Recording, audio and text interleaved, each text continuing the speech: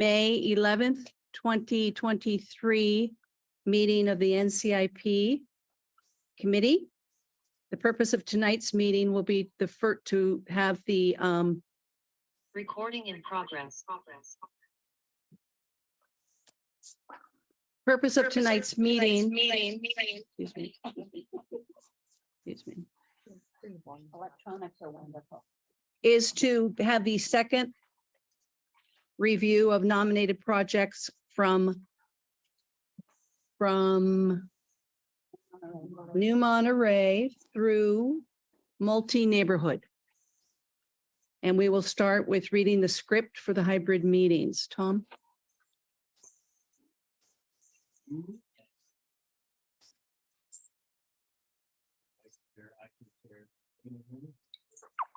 No.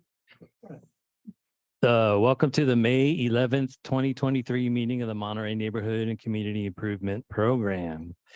In-person rules. The city of Monterey is committed to the safe attendance of its public meetings. Masks are encouraged for all who attend in person, regardless of vaccination status.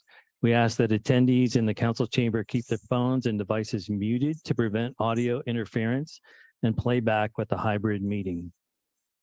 The city of Monterey seeks to continue to offer virtual methods for public participation in meetings. If you aren't joining us in person here in the council chamber, there are two ways to virtually participate in this meeting. You may join the meeting directly on Zoom.gov using the Zoom app on your computer or mobile device. And you can also call into the Zoom meeting. To join the meeting on Zoom on your computer, smartphone, or telephone, use the link or phone number on the agenda, which is available at isearchmonterey.org. To call into the Zoom meeting, dial toll-free 833-568-8864 and enter the meeting ID, which is 161-843-6636 and the pound symbol. If prompted to enter a participant ID, press the pound symbol again. Detailed instructions on using Zoom are available at monterey.org/public meetings. And the telephone numbers and the meeting ID are available on the agenda for this evening. To make a public comment using the Zoom app, you can virtually raise your hand by pressing the raise hand button at the bottom of your screen. If you are dialed in by telephone, raise your hand by dialing *9. And then unmute yourself when called upon by dialing *6. You must do both. Public commenters will be muted until it is their turn to speak. Public speakers will be called on in the order their hands are raised. Please stay within the time limit established for this evening's meeting, which we will show using a countdown timer on the screen. If you are connected live on Zoom, the timer is accurate with no delay. Today's meeting is also streamed live on the city's YouTube account, which is accessible at youtube.com/City of Monterey with an approximate 10-second delay, and also on Comcast Channel 25 with up to a 90-second delay. And as always, we look forward to receiving your public comments. Thank you. We'll take the roll call. Fatima? Aguajito Oaks, Alta Mesa, Casanova Oak Knoll, Here. Deer Flat, Here. Del Monte Beach, Here. Del Monte Grove, Laguna Grande, Here. Downtown, Here. Fisherman's Flat, Here. Glenwood, Here. Monterey Vista, Here. New Monterey, Here. Oak Grove, Here. Old Town, Here. Skyline, Hello. Via Del Monte. Here. Thank you. Thank you. Next, we'll take public comments for any item not on the agenda. And I remind you, the agenda is the second review from New Monterey through Villa Del Monte and the multi-neighborhood projects. So if you want to comment on those projects, please wait until we review them this evening. But we'll take public comments for anything not on the agenda. Could I just see a show of hands in the audience, in the chambers? Okay, we'll do 3 minutes. And we'll start in chambers, then we'll go online. Thank you. I'm Sharon Dwight. I'm a resident of Monterey. I had a couple of things, first of all, that are questions. Curious to know if the NCIP is going to continue to have 2 full-time staff members. It was set up that the coordinator's salary was going to be paid for if they were 100% working on only NCIP. And with Tom's successful acting engineer status, I'm just wondering, will NCIP still have the full-time person for NCIP and obviously some support? Concern that because the NCIP program is not going to City Council until September, it means that city staff will have already been assigned to CIP by the time the NCIP gets approved. So just wondering how that's going to be, how the peopling of these projects is going to happen.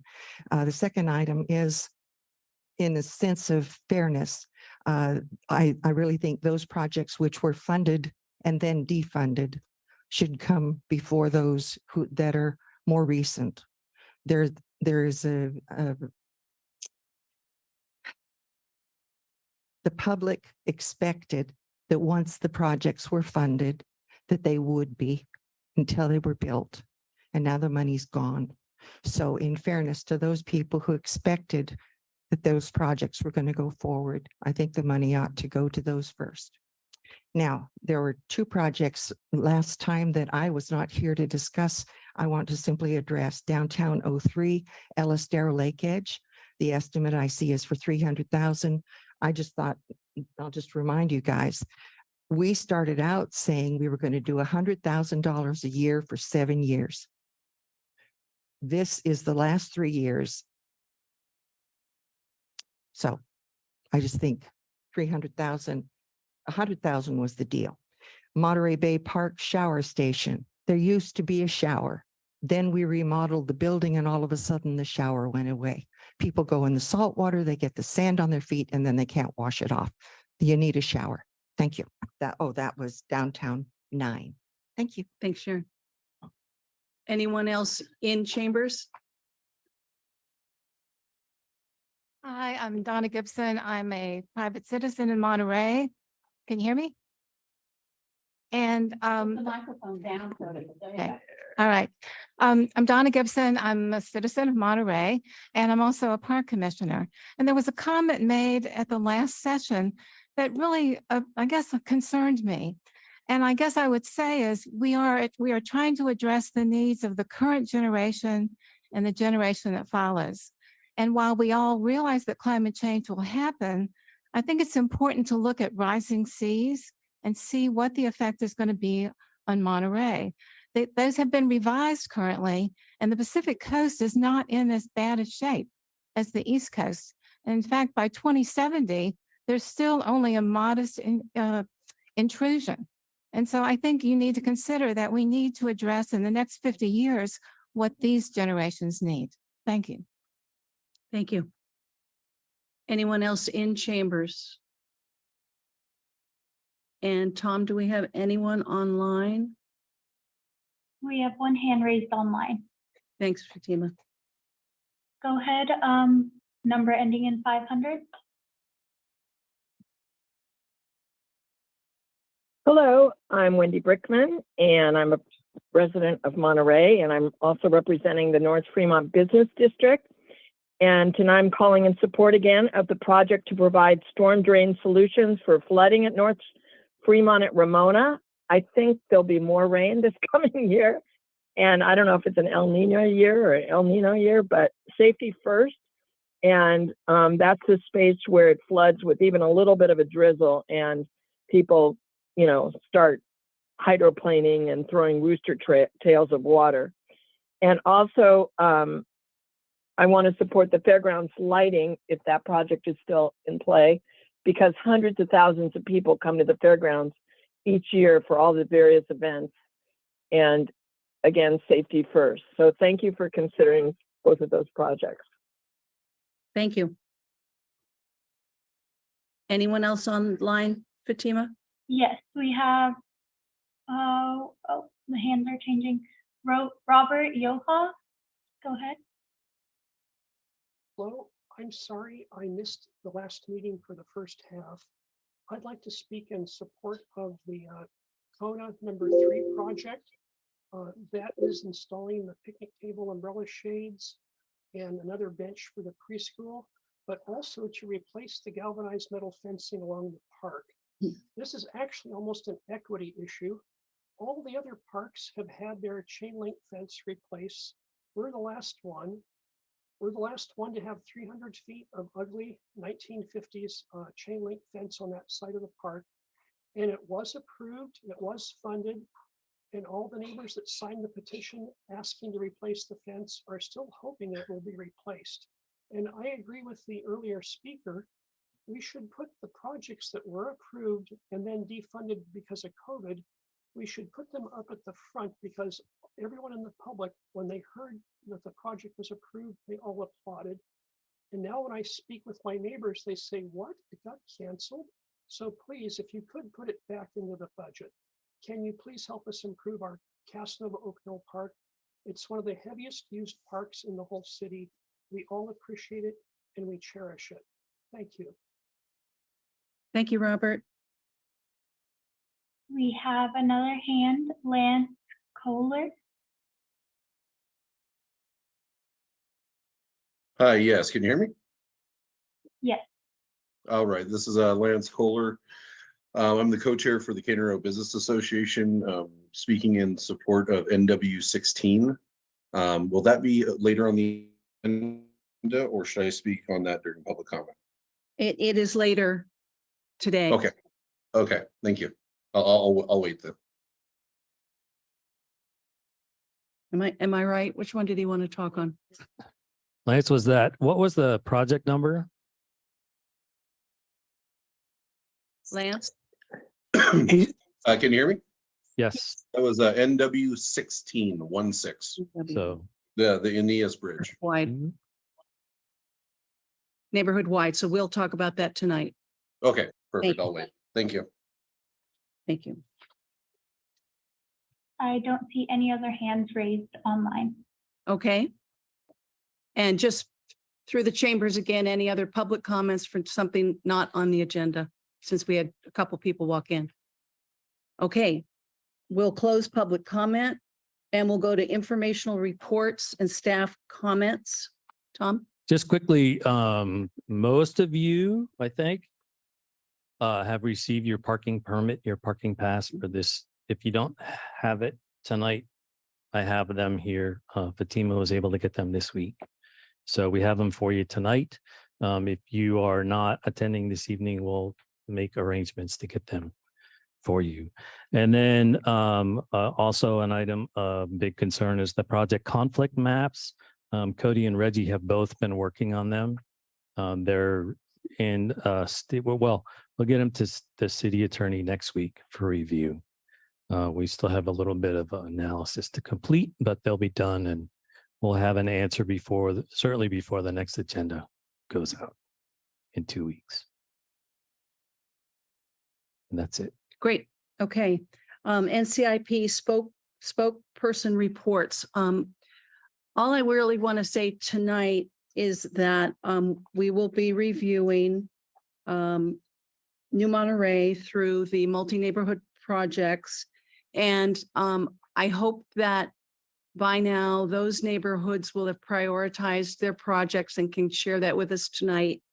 And also, when we do committee member comments, I welcome the other neighborhoods that met before to reiterate their priority list so that we can all have it tonight.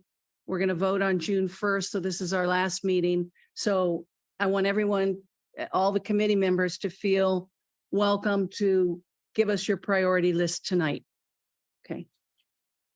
So project review, second half of our neighborhood. Mr. Hardy. You ready? All right. Thank you. The way we typically do this is we'll review all the projects in the neighborhood and then have an opportunity to receive public comments and to hear from the neighborhood representative for the neighborhood. Tonight we'll be looking at New Monterey, Oak Grove, Old Town, Ryan Ranch, Skyline, Villa Del Monte, and the multi-neighborhood projects. The first neighborhood, share screen. Thank you.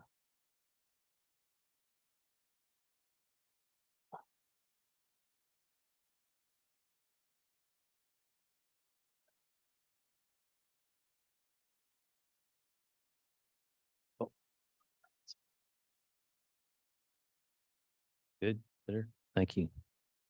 The first neighborhood this evening is New Monterey.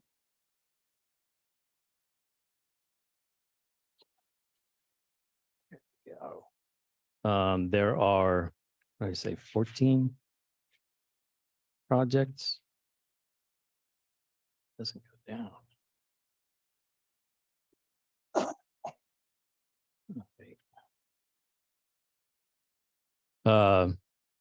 First one, New Monterey project number 1 is the Lower Presidio Walkway, phase 2. We added costs based on your comments at the last meeting, estimated at about $400,000. The project was first nominated in 2004. The staff comment on this one, I don't have in front of me.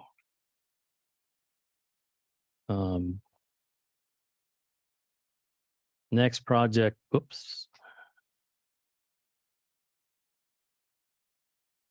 Sorry, my arrow, there we go. Is project number 2, Lower Presidio, the Sloat Monument restoration, originally proposed in 2011. The estimated cost of this project is $150,000. And we have a note on the slide also just that this agreement, an agreement will be required with the federal government prior to commencing work because this monument is located on the Presidio of Monterey.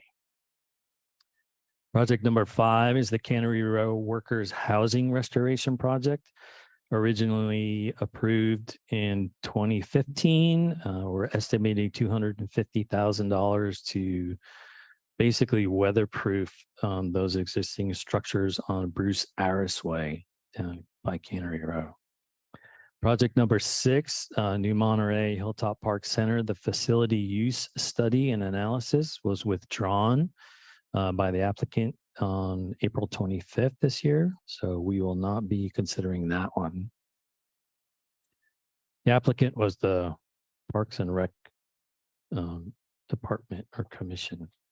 Project number 8 is the Shoreline Park Fish Hopper Restoration and Signage Project, originally approved in 2016. The estimated cost of about $60,000. Project number 10 is Cannery Row Public Restroom Design, originally approved in 2018. Just a note on this one also that the public restroom study that was approved during the last cycle of NCIP should be completed prior to commencing construction of this project. Project number 11 is on Bruce Aris Way. It's a lighting upgrade. We estimate a cost of about $35,000, originally approved in 2018. Project number 12 is Taylor Street on the 600 block. It's a stabilized, decomposed granite walkway to be installed. Approximate costs at this point of $125,000, originally approved in 2018. And the obstacle prior to this past winter was that the trees were obstacles to installing the sidewalk, as you can see in the photo there. Project number 13 is Oak Street, the 500 block. It's a street widening design and phase 1 of construction. There would be phase 1 of 2 phases, just to be clear. Originally approved in 2019, estimated cost this year is $450,000. Project number 16 is on Cannery Row. It's the Aeneas Bridge Restoration Project. This would be to make the repairs that were recommended in the historical analysis and report of the structure that was completed within the last year. Estimated cost about $400,000. This is a new project this year. Project number 19 is the Hilltop Park Center Facility Improvements and Facelift Project. We'll just note that the Parks and Rec Commission prioritized their top 12 projects this year. This is priority project number 3 that the Parks and Rec Commission had, estimating about $500,000 for this one. New project this year. Project number 20 is the Schulte Park exterior redesign and improvements. This is Parks and Rec Commission's 9th highest priority project. And it's for redesigning the exterior area to be used more for events and, is that the right word? Events and. Okay, so so that people can use the outdoor area more often when they're at the center. The project cost is estimated between $75,000 and $400,000. And project number 24 is the David Avenue Open Space Acquisition Project, originally approved in 2018, with an estimated cost of about $50,000 to process that agreement. Project number 25 in New Monterey is at 2360 Irving Avenue for right-of-way improvements in front of the parcel there, the property, estimated to be about $30,000. This is a new project nominated this year. And those are the 14 projects from the New Monterey neighborhood that were proposed this year. Thank you, Tom. We'll go to public comment. Again, just a show of hands in the chambers, how many? Okay, let's do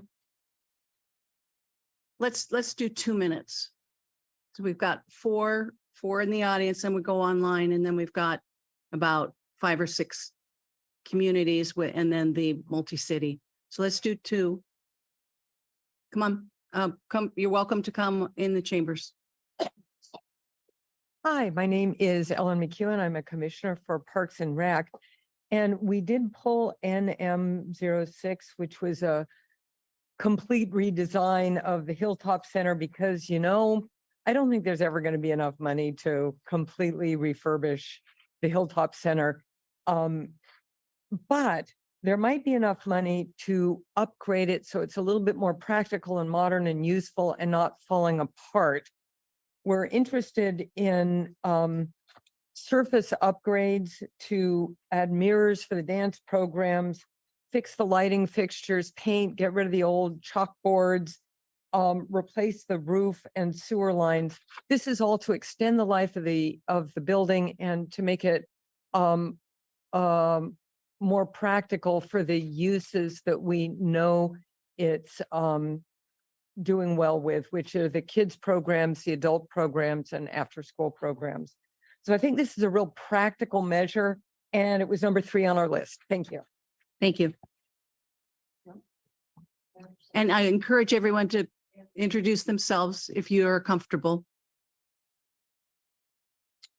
Hi, my name is Lee Henderson. I live on Oak Street, and I'm speaking in favor of the Oak Street widening. There are 3 reasons for it. The first is safety. If you've ever seen people walking down the middle of the street, pushing a carriage with several kids in hand, you know what I'm talking about. Second, the second issue is, again, safety.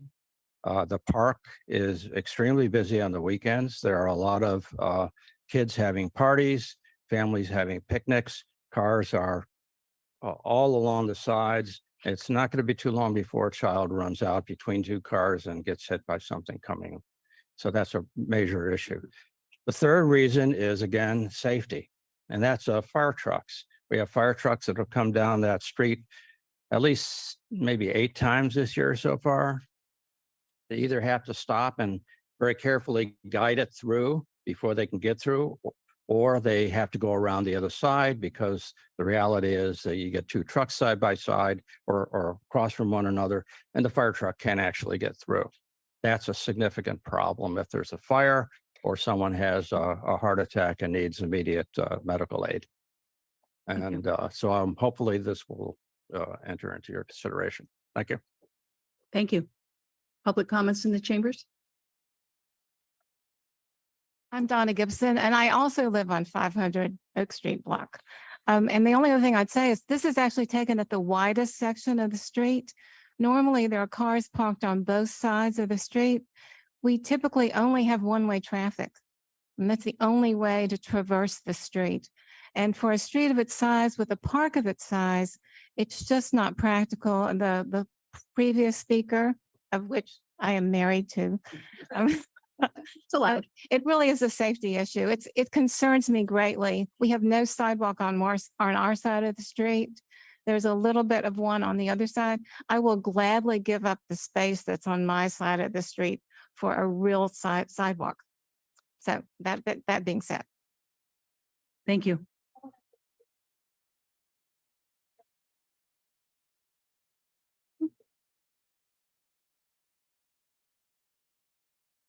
You can hear her say she wanted to come again. She wants to speak again. Okay, Sharon Dwight. There are 4 historic projects that are listed in New Monterey. New Monterey 2 is a slope monument restoration. New Monterey 5 is Cannery Row Worker Shacks. New Monterey 8 is the Fish Hopper restoration. New Monterey 16 is the Aeneas Bridge. All of those were previously funded. All of them are of historic importance, and they are sitting there and rotting as we speak. I want to point out that it wasn't just weathering of the slope monument. There used to be asphalt, and it directed the water straight at the sandstone, which melted. We need to fix the monument. It's important to people all over the state, and the veterans groups who were wanting to support this project when it was initially proposed, many of them have died.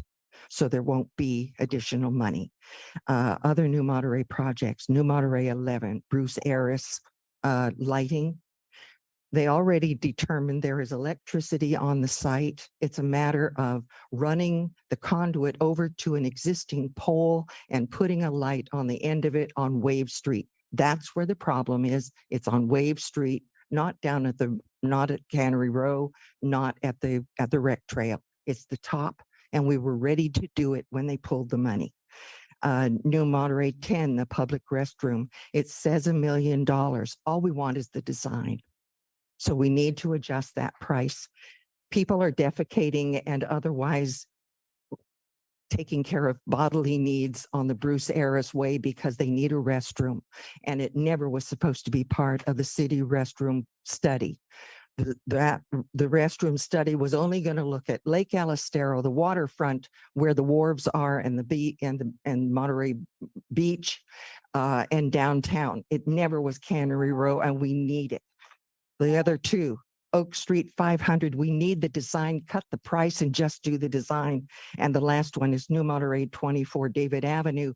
What if you leave the trees there and adjust your price? The school district was willing to sell it for $1. Thank you, Sharon. Hi, Donna Gibson, Parks and Rec Commissioner. I'm speaking in support of NM 20. This is the design. I would say phase 1 would be a practical way of approaching this problem in terms of Schulte Center. The real issue is the back part of the property is basically kind of becoming a homeless center. And so part of it is fixing that area so that it actually can enhance the use of that facility. And I think it would really be meaningful for the neighborhood as well. It was our priority number 9. Thank you. Other comments on New Monterey projects in the chambers? How about online, Fatima? I don't see anyone with their hand raised online. Okay. Shaneri online? She is, but we do have one comment online. Sorry, Okay. public. Sorry, Shanieri. Go ahead. Go ahead, Lance. Okay, great. Can you hear me? Yes. All right, good evening. My name is Lance Kohler. I'm the co-chair for the Canyon Row Business District. And I'm speaking tonight on behalf of NW16, the Aeneas Bridge project. Roughly 8 years ago, our board advocated for a facelift to the bridge, which a request of monies to remove rust and repaint. We were given the money for our project, but it was then stalled because it was determined a historical study that was needed and needed to be conducted on the overall condition of the bridge. Just recently, the study was completed thanks to funding by the NCIP, which we very much appreciate. The bridge has been assessed at being in poor condition, requiring a significant amount of work to bring it back to its condition that it was at decades ago. As the bridge is in our district, it is the last remaining original Cannery Bridge, so we are emotionally invested in this project. However, the bridge has been city-owned since 1993. There was initial work done to stabilize the bridge, but since that work, it has seemingly been forgotten about and has fallen into despair. Recently on this Valentine's Day, a large section of the roof blew off during the high winds and into the street. And it's nothing short of a miracle that no one was injured. This is no longer a aesthetics issue, and it's a safety and liability issue for the city. We're asking for $25,000 to conduct the termite treatment, bird nest removal, biohazard cleanup, including animal waste and bird waste. The bridge would then be sealed to prevent further infestation and would allow us, the city, a little time to address the funding for the balance of the project, in the hopes that it could be completed within 1 year to avoid serious liability events. Thank you for your time. Thank you, Lance. Anyone else, Fatima? No, no other comments online.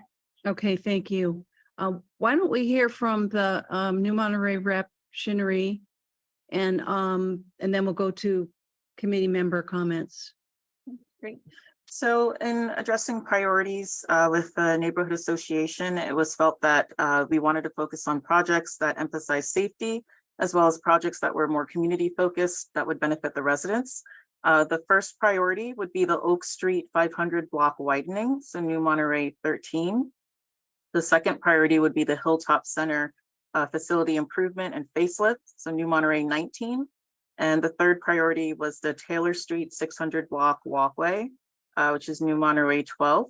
I do want to note in terms of the tree kind of being in the way, I did speak to the resident who lives on the property where the tree is, and she was I feel like she would be very cooperative and flexible, even if the path kind of had to go on her property. So hopefully there can be solutions, even though the tree is there. It really does seem to be a very significant safety concern with people walking along the street and not having a designated sidewalk in that area. And then lastly, I did want to note for New Monterey 25, which was the 2360 Urban Ave. Let's see. Yeah, sorry, right. The sidewalk construction. That project has been completed by the residents there. I did finally get a hold of one of the residents, and she said that she would be okay removing the project, but wanted to talk to her husband. And then upon further follow-up, I wasn't able to get a hold of either one of them. So it seems like it's done. So I would say in general, it would probably be very low on the priority in terms of New Monterey projects. And it also really was just in front of that one house. And the neighborhood association felt that it was a little bit limited in terms of a project that they would want to support. So I just wanted to mention that. Thanks, Shinnery. And I'll start with the committee member comments. Tom, what about the comment from Sharon on the price of New Monterey 10 being a design? Help me understand that a little better. That was for construction costs and so the project that was approved, I know there was a project back a number of years ago that the Parks Commission was looking at to look at the restrooms, and this is the project that was approved last year is separate from that project. The one that was approved last year is looking citywide at all the the public restrooms and trying to get a consultant to help us see where the need is for more restrooms. We've heard, well, I've heard for 2 years now that there are locations throughout the city where more restrooms are needed.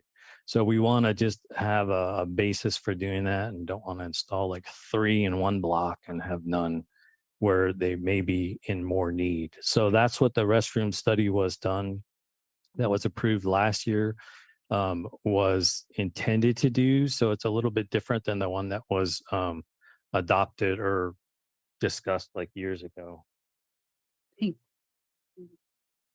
And then, so Sharon mentioned tonight that it's only for design, so that's plenty of money, and we can change the cost on that. So if it's only for a design for that, if it ends up being a location that is recommended in the study, then certainly we could fund the design for a restroom in Cannery Row.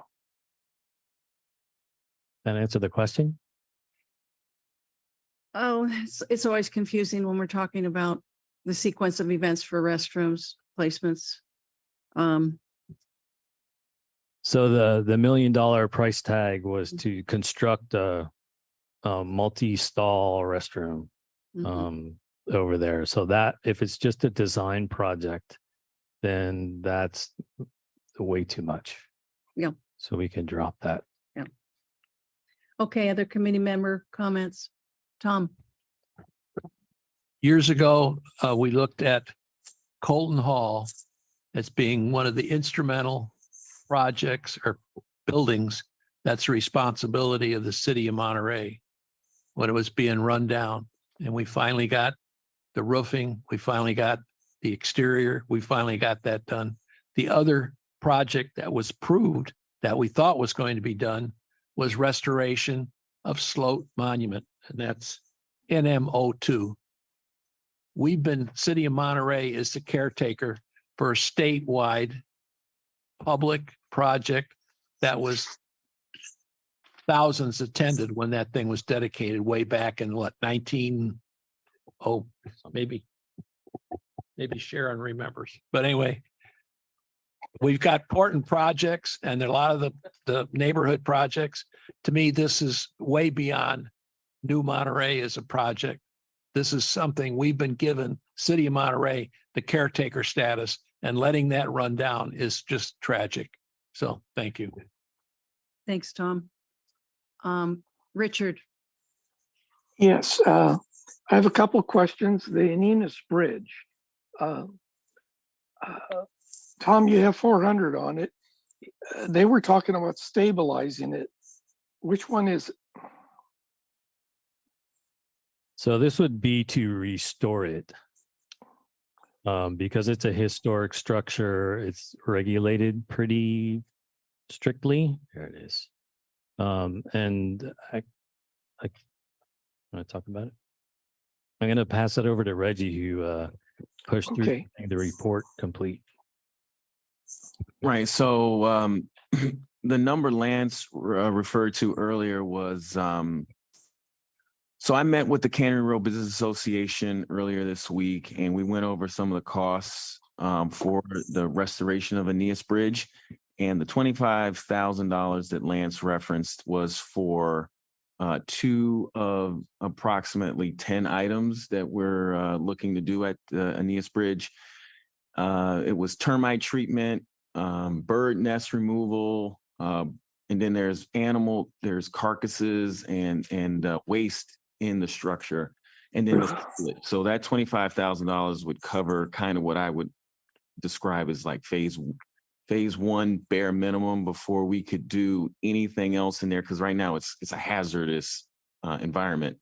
So in order to allow for workers to access the space and to do other things like replace the windows, to paint the structure, put on a new roof, other things that are required in order to fully restore it, that's what I'd classify as bare minimum. The number that's in the agenda packet is to incorporate all those other items. So the project we're voting on is the 400, not the 25. I mean, that would be my recommendation, but I mean, you could reduce the cost and we could do less. I just vote on what's presented to us, and I'm confused on which one is being presented to us, and it's one or the other. I don't think the timing wise, we can meet the needs of the 25. This is not, we are not able to do emergency funding. What's the fastest we could write a check? Yeah, council will not approve any of the projects until September. So I think you're talking about 400 and that 25 has to come from the general fund.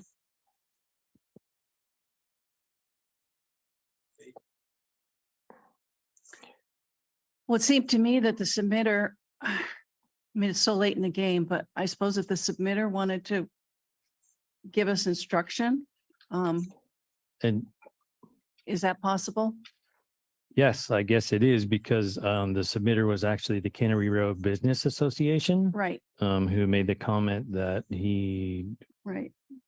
sounded willing to drop the cost just to have the bare minimum done this year. So I guess Lance, you're listening?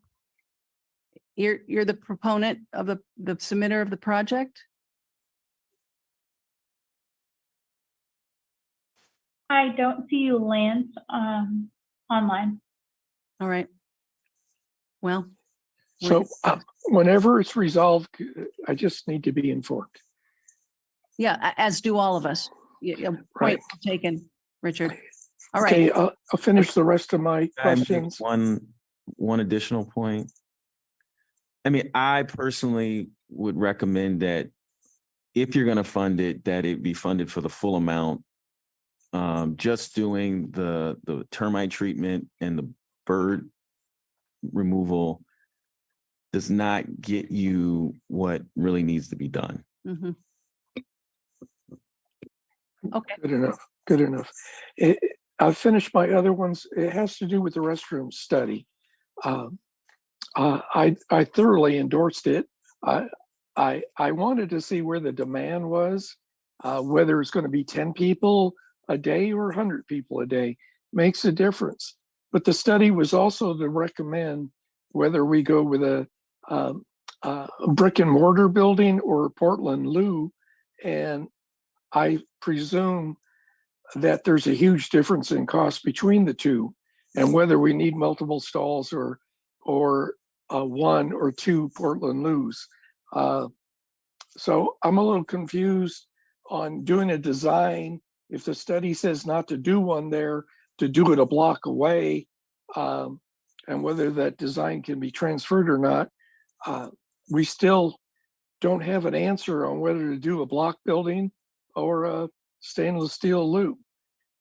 My last question is, I know the city council has very limited staff, very limited budget.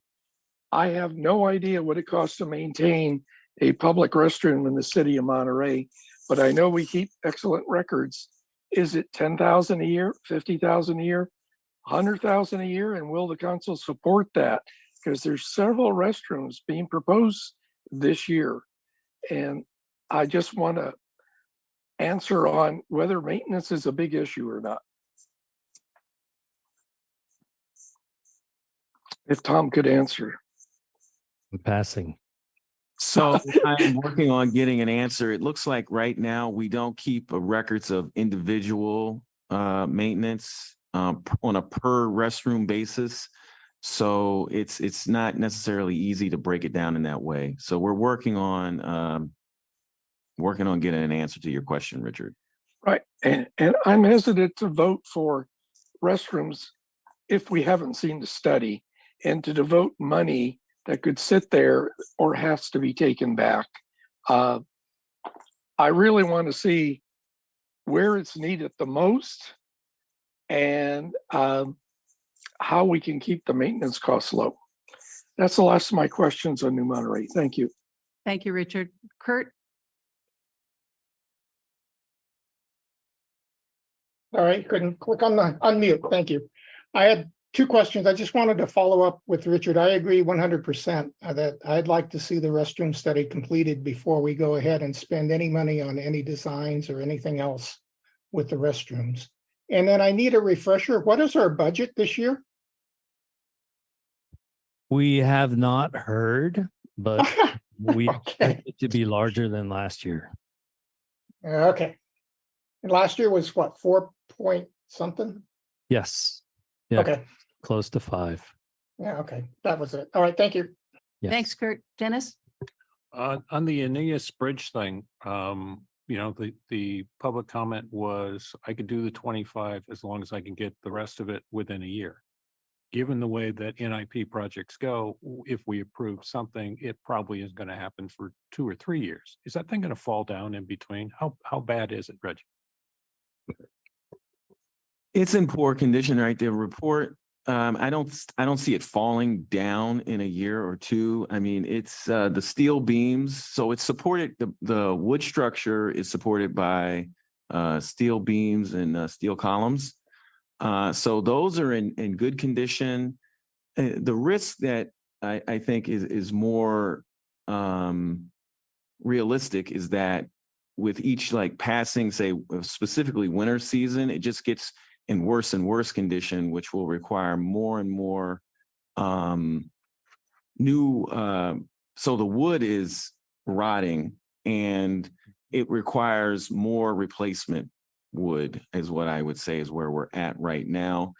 2 weeks ago, we installed a temporary roof. So where the year comes in is what I explained to the Cannery Row Business Association is that the temporary roof is rated for 12 months. So that's where they're getting that year time frame. And I mean, I think it's not going to fall down. That's not the risk. It's just that it'll end up costing more and more with delay. Yeah, given the structure, I wasn't sure if it had metal in it or if it was all wood, and if you got It's 100% wood. But the primary structure is steel, so it's going to stay up there. The support structure is steel. Okay, thank you. Other committee comments? Jamie? So I think it's interesting, as we look at bringing back defunded and a focus on defunded, to look at a project that's been, I'm looking at project number 1, and I think we said that it was first funded in 2004.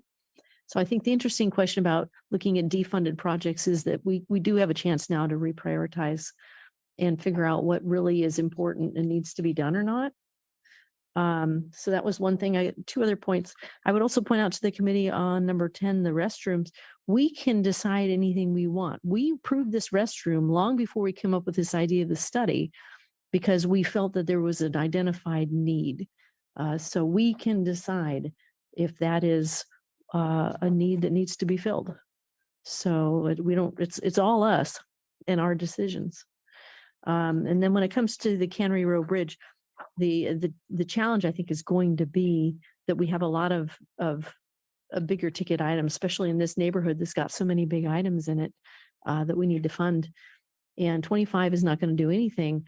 400 is going to do everything. We're going to have to decide where that value play is for this restoration, given that it's not even on the neighborhood's priorities. Mhm. Thank you. Other committee member comments on New Monterey projects? Okay, we'll close out committee member comments and we will move on to the presentation on Old Town projects. Then we'll go to the public, then we'll go to the rep and the committee. Just a super quick comment. No projects in Oak Grove this year. And then we have 5 nominated in Old Town. Project number 1 is the Larkin Park Turf Renovation and Irrigation Improvement Project. Originally approved in 2016. We're estimating about $250,000 to complete it. Project number 2 is at the Monterey Police and Fire Department property on Pacific Street. It's the Honor Garden project, originally approved in 2017. We have $175,000 for that project. Project number 3 is Old Town Neighborhood Signs, originally approved in 2018. We have about $25,000 allocated toward or recommended for that, we'll say. Project number 4 is for Old Town Accessible Park for a desktop survey to identify a potential location for a park for the neighborhood. Originally approved in 2018, that would be about a $10,000 effort. And project number 5 is new this year for the Cedar Street path to renovate the path between the streets. We estimate about $80,000 to complete that this year. And Great, those thank are the 5. We'll open up public comment in the chambers. Feel free to come to the microphone. This is for Old Town.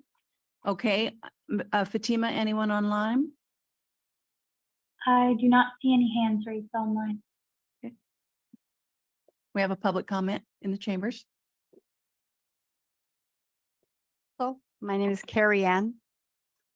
I initiated the Honor Garden back in 2017. Sadly, COVID hit. Many of the meetings were canceled, but our hearts have always remained the same. I want to read to you something that was kind of sad that hit me this May, and hopefully I can talk fast enough because I walk too slow. But the Monterey Police Department honored Officer Don Lansing, who passed away on May 4th, 1971. He was an active duty officer who passed away. We have a total in Monterey between 4, between the police and fire department. Santa Cruz has a memorial for their fallen. Santa Clara, I believe Gilroy is building theirs if they haven't already. The city of Monterey has always been a leader in everything. You even have my Uncle Phil's Nash. His bench is sitting right there, but the city of Monterey has not done anything to honor their fallen. And I plead with you, because this project through the Neighborhood Improvement Committee was already approved. Please don't let this drop. And I know you're going to be reconstructing the police and fire department where the old tree fell down, that beautiful tree. Create a garden so that our police and fire department can with honor come, or those that have members that have fallen come. I just don't want us to be behind the times. We need to be right where everyone else is, if not ahead of time. Thank you very much. Please reach out to me. You have my phone number. You have my email. I think I passed the beeper. No, I can keep going. Okay. So I'm just going to say to you, we presented you with something. You've approved it already. I feel, please don't forget the members that serve us daily, unselfishly in our community. You pick up the phone, you call them, they're there. We really need to show them the honor and respect that they deserve. Thank you. Thank you, Carrie Ann. Last call for public comment on Old Town projects. The chambers online. Okay, well, Fatima, there's no one, right? No, no hands online. Thank you. We'll close public comment on Old Town and take it to April. Do you want to comment? Yes, that's great. Thank you. OT1, the park turf restoration. I don't know how to put it, but the person who submitted it has passed away. And the other person who supported it as in a senior living facility, I do not know how to withdraw it. Can you give me some direction, Tom? Or can I withdraw, or can it be withdrawn? Because we had a neighborhood meeting last night and nobody was in favor of that. Sorry, I think you can withdraw it as the neighborhood representative. Even though in the past, it's always been the person who submitted the project. Yes, but if we can't get in touch with them, Well, you're I don't the know if I can closest. Look up there or down there. But I mean, if they're passed away, what do you do? And that's bound to come up sometime, I would imagine. Mhm. So if you'd like to withdraw it, we can cross it out. Come down to the office maybe and, Oh, just tell me right now and we'll. Yep. Okay, yes, we would like to Okay. withdraw it. Thank you. Thank you very much. The Honor Garden, people were in support of it, but that was the question, as Carrie Ann said. It was passed, but what do we do if it's going to be reconstructed? Do you sort of put it aside? Do you pass it and then say, when this is done, then we can find an ample or an appropriate site for it. I'm not sure how we'd go about doing that.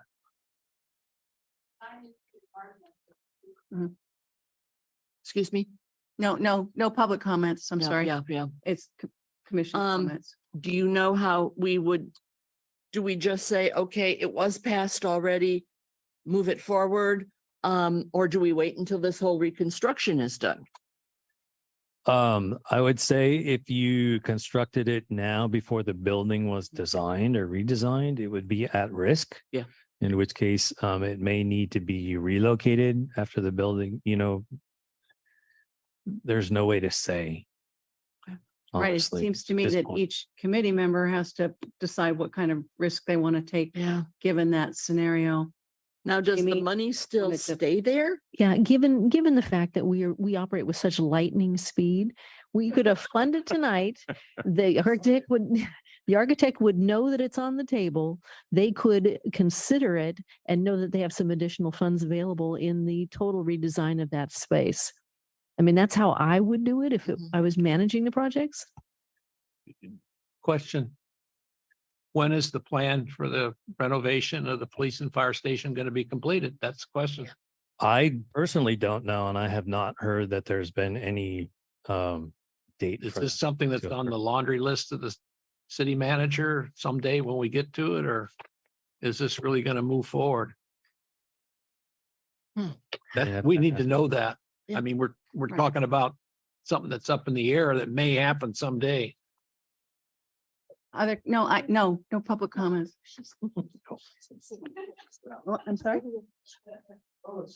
But Oh, it's Only Andrea. It's only. Andrea, Public Works. the top boss. I just want to provide information. We are going through a study of what we're doing is we're doing an assessment for the public services facility building right now. So we hope to have a conceptual plan by the end of the year. Oh. Now, we don't have secured funding, so we're going to still have to work on those pieces, but we are working on an assessment right now. Thank you. Mm. Committee. Any other comments on? Old, yeah, Oh, no, I'm we sorry. haven't finished our list yet. Okay. go ahead. Okay, so I'm not sure about that one, but I'll just go through the list then. The neighborhood signs, were just something simple, like, okay, you have one there, it doesn't even have to be that big, maybe 1 or 2 locations, because I think most people don't go up the hill knowing that it's a neighborhood. Yes, we have one, but it's at the top of the hill. It's like, oh, that's a little late, so if we could have some simple metal signs put somewhere that the city uses as a basis of design, that would be perfect. Other one, the desktop survey, I think I could get the person who submitted it to scratch it out, because there's really no place in our neighborhood unless I said, buy somebody's house and tear it down. That's not going to happen, but there's no open space. And the only open space that we have been presented as a possible in the future is when the low-cost housing gets built, there was going to be a park anyway, but that's another issue. So we're not in favor of that one. The Cedar Street path, everybody uses highly who lives between Roosevelt and Franklin and even beyond that. And this, oh yeah, I go over that all the time and it's in pretty rough shape. So as far as our priorities would go, first would be the Cedar Street path, which is only 80,000, and then would be the neighborhood signs. I would put the Honor Garden up there, but I don't know how in the heck to incorporate that when we have no idea when this new renovation is going to happen. But is it still kept on the books because it was approved? that'll be a discussion for later in the year, whether the approved projects will continue to come back for eternity or And that's a question for all of our defunded projects. Right. How long are they kept on the books as far as resurrection goes, right. And Okay, thank you. Yeah. Committee comments. Jamie, Did we get an answer about whether that walkway, number 5 was Measure S covered? Oh, yeah, that was. Oh. We didn't get an answer. Oh.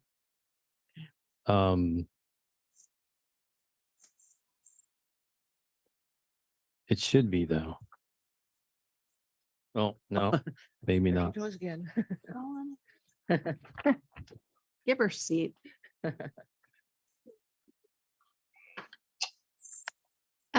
Some walkways are eligible for Measure S, but we do have a program with priorities. And so that means that this might not be at the very top.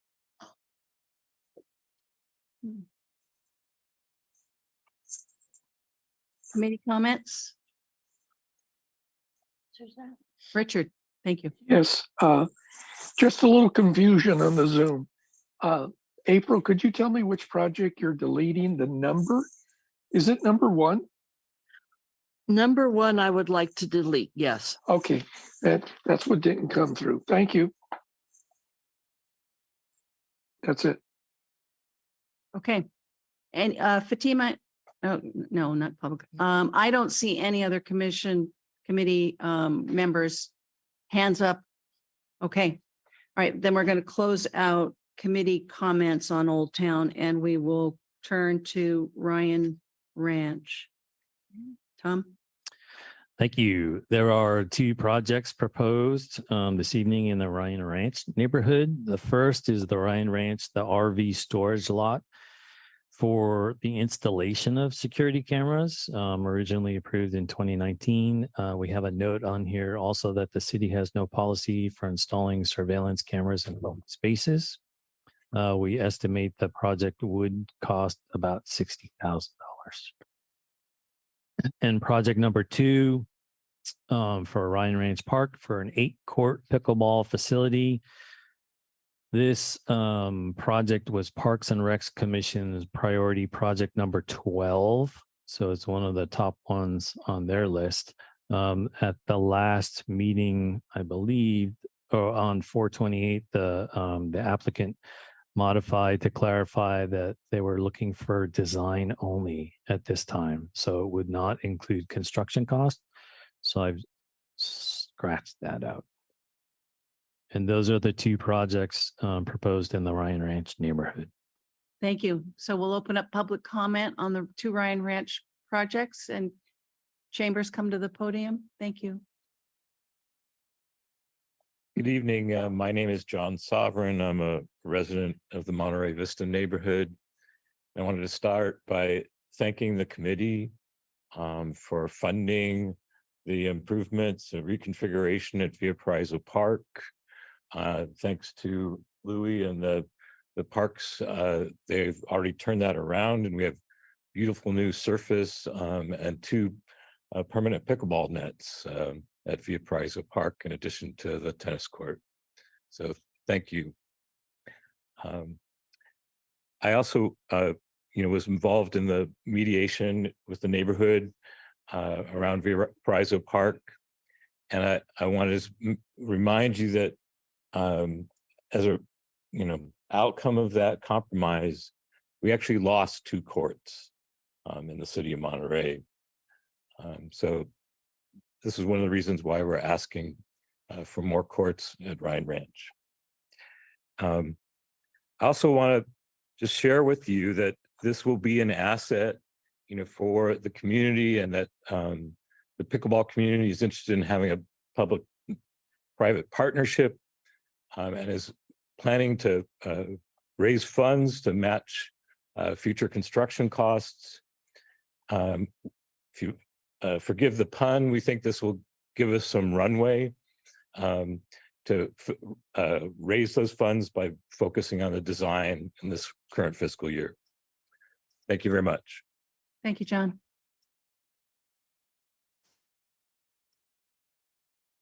My name is Charlene Carter. I have lived in Monterey for 40 years. I'm an avid tennis player, but I'm also an avid pickleball player.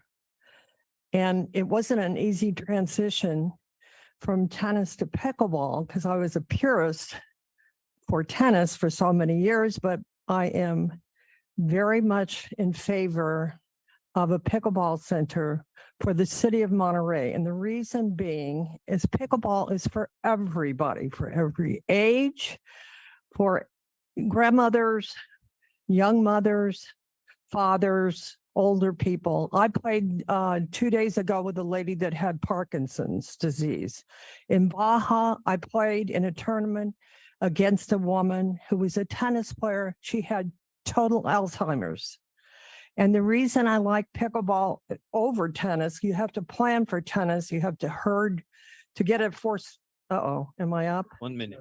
Anyway, okay. And I'm very much in favor. I played everywhere. I played in Baja. I played in Oregon, Coeur d'Alene last week, downtown. They had 8 courts. And I think it's really, we should have our own pickleball. Monterey Public Pickleball Center in Ryan Ranch. Thank you very much. Thank you.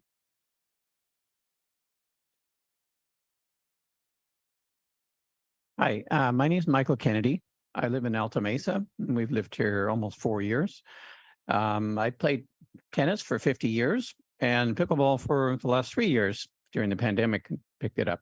And it's transformed how we look at our neighbors and meet our friends and how we interact with Monterey. And I'm aware that there are, as you may know, in neighborhoods around here, there's occasionally some issues with noise and neighbors complaining about pickleball. The beauty of the Ryan Ranch project, I believe, is that it's in an out of the way area. It's actually a very accessible area. I went there last week to check it out, and it's beautiful. It's gorgeous. There's no neighbors to bother with pickleball. It is a designated pickleball facility, and I think Monterey deserves to be in that category, that it's ahead of the curve in promoting something like this that doesn't wait for conditions to be too crowded, because we only have, as John mentioned, 2 pickleball courts in the city of Monterey. The other cities that are much smaller than us around here have many more pickleball courts than that. And so I believe this is a project that is very well worth funding. I think it is in a great location. It's going to be accessible to people.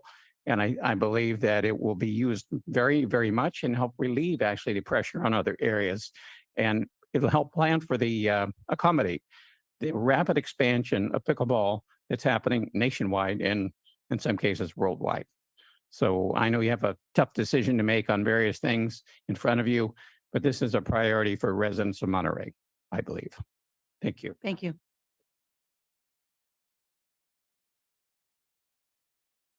Hi, I'm Cindy Davis. I'm a resident here in Monterey. I've been playing pickleball for a little over 3 years. It's the only activity, it's what I do for exercise. It's the only activity I can think of where strangers can come together, whether they're 5 years old or 90 years old, and play together and be active and outside and laugh and socialize and come together and become lifelong friends. It's all the ingredients that we say that we want as a community as they age to do. And pickleball does that. I think Ryan Ranch is an underused property, so it's ideal for this. It's fairly centrally located for our community, and it's also won't bother the neighbors there too, and it's a beautiful place. It's a perfect thing for our community to have to grow. Thank you. Thank you.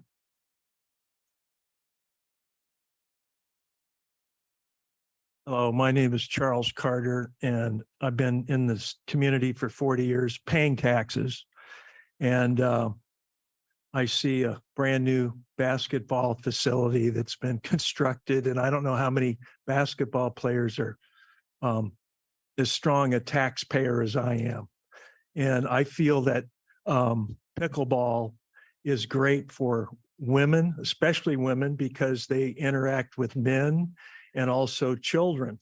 And I played with kids that, can whoop up on me, and they're very talented. And I played tennis for quite a while, like 40 years. and I switched to pickleball, and I like pickleball because it does afford an interaction with people, and I don't have to book a court. And like my wife, that was my wife earlier. It's like herding cats when you play tennis, because it's hard to get a bunch of people together that are at your level, and it requires a certain amount of acumen. But when I look at pickleball, you can start playing pickleball if you have virtually no experience hitting a ball. And that's what I like about it, because it's kind of a no-brainer, and it's a great athletic endeavor for all ages. Thank you very much. Thank you.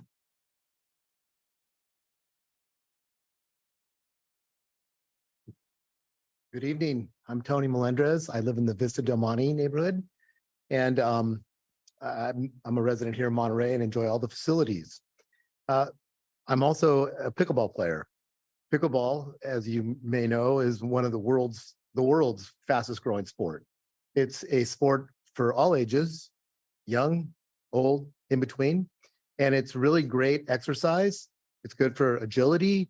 It's good for concentration. The social aspect is unbelievable. And I'm just here to let everybody know here that pickleball is a great sport. It literally was like a life-changing sport for me. And I did all kinds of sports, and I do all kinds of sports. And pickleball, what's so amazing about it is that I can work on my own, whatever it is I need, with someone else. So it's a real team concept, but it brings togetherness no matter what side of the net you're on. Thank you. Thank you.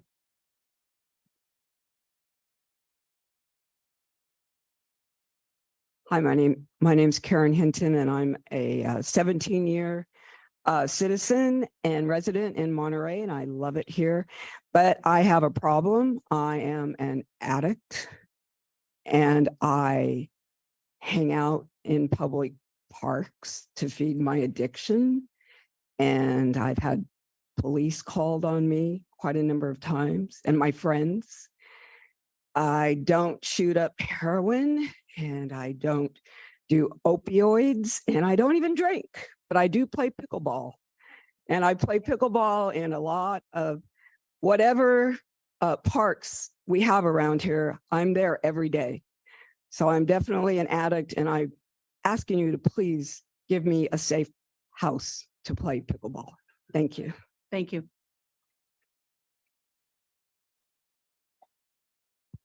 Hi, I'm Sharon Dwight, resident of Monterey.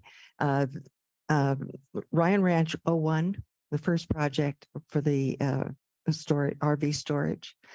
This project was proposed by my neighbors next door. You'll remember years ago, NIP created, thanks Tom, a place for us to encourage our neighbors to park their RVs off the street and out of our neighborhoods. And the problem, I mean, my neighbors own a beautiful trailer, and they do park it out there at this site. And they've had break-ins, as have other people. I will say the city did some improvements after this project was proposed, and the fencing has helped tremendously. Where it was originally requesting that cameras be done, really all they wanted was improved security. And so if that meant that it was a motion sensor light, something that would discourage people who have now gotten over the fence and are where they don't belong. Monitoring a camera system has been very expensive, and who's going to monitor it? So where that was the original write-up, what they really wanted was security. And so maybe it wouldn't cost as much to have a motion sensor light that would be playing around it and would discourage people who don't belong there. So thank you.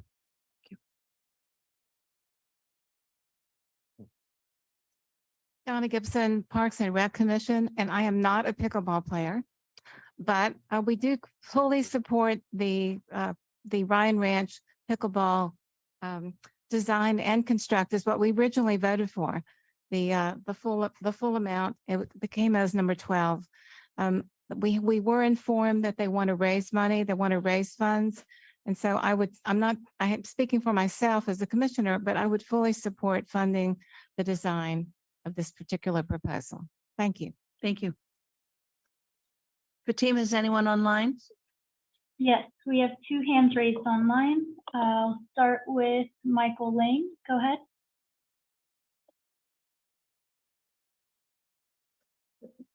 Hello, so my name is Michael Lang.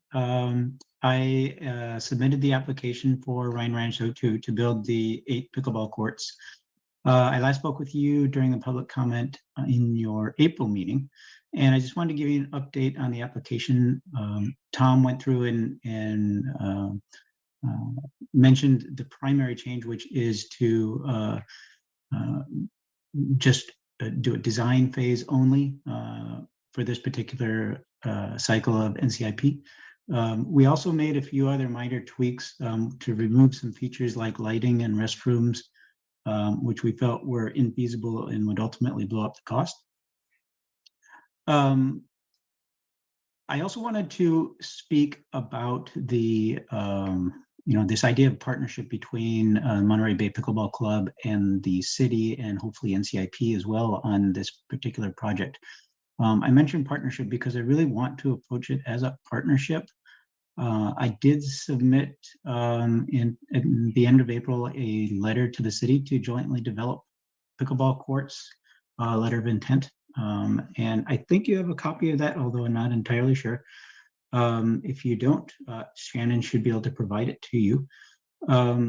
In terms of our portion, or at least, trying to make a good faith contribution toward the design phase, it's my intention to have the club offer up a $5,000 contribution toward the $80,000 design phase.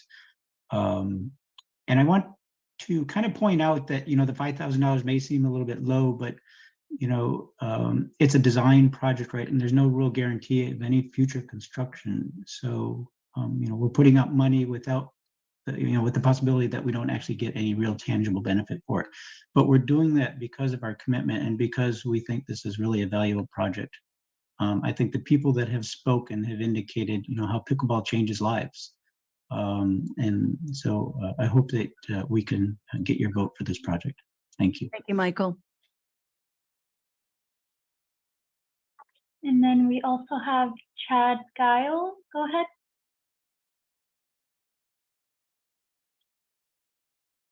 Hi there. My name's Chad Guile. I'm the current president of the Monterey Stinging Jellies Disc Golf Club. And we operate a disc golf course up at Ryan Ranch currently. And just to provide a little history, our course was installed in 2008 with a partnership with Parks and Rec Commission at that time. And we operated until 2018 when it was removed for some ADA compliance issues with the park. And we spent the last about 3.5 years working with city staff to get our course reestablished. And that entailed raising about $40,000 to cover the cost of a parking space and an ADA path of travel to the facilities, as well as a portable restroom that our club currently foots the bill for each month, even though it's used by park members and contractors that use that parking lot for parking. So just to provide some context, this project just came onto my radar yesterday from a club member that had forwarded it to me. And it was a little disappointing to not find out from, either the city staff who were recommending it or from the pickleballers, because I'm sure I could provide some assistance in utilizing this project. But the area that it's being proposed for was told to us that it was not available because it was originally part of our course. And through the negotiations over the last 3.5 years, we were told that area was not going to be allowed to be used because Public Works used that area for drainage for El Estero, and they were going to have to run trucks in and out. And so we were forced to redesign our course in order to accommodate that. So what I'd like to do is just start the conversation, I guess, with the pickleball group and with the Parks and Rec Commission as they're making this number 12. I 100% agree with everything that everybody has said, because some of the same exact things apply to disc golf. And when we lost our course, I had some members, a multitude of members reaching out to me, expressing the same issues, that they were missing our course and they needed that outlet. And so I understand that that's a huge part of people's lives. I just like to make it a partnership, like was spoken, and start that conversation with the club that's currently operating and footing a lot of the bill for that land right now. Thank you, Chad. We have one more comment by Teresa Pipe. Go ahead.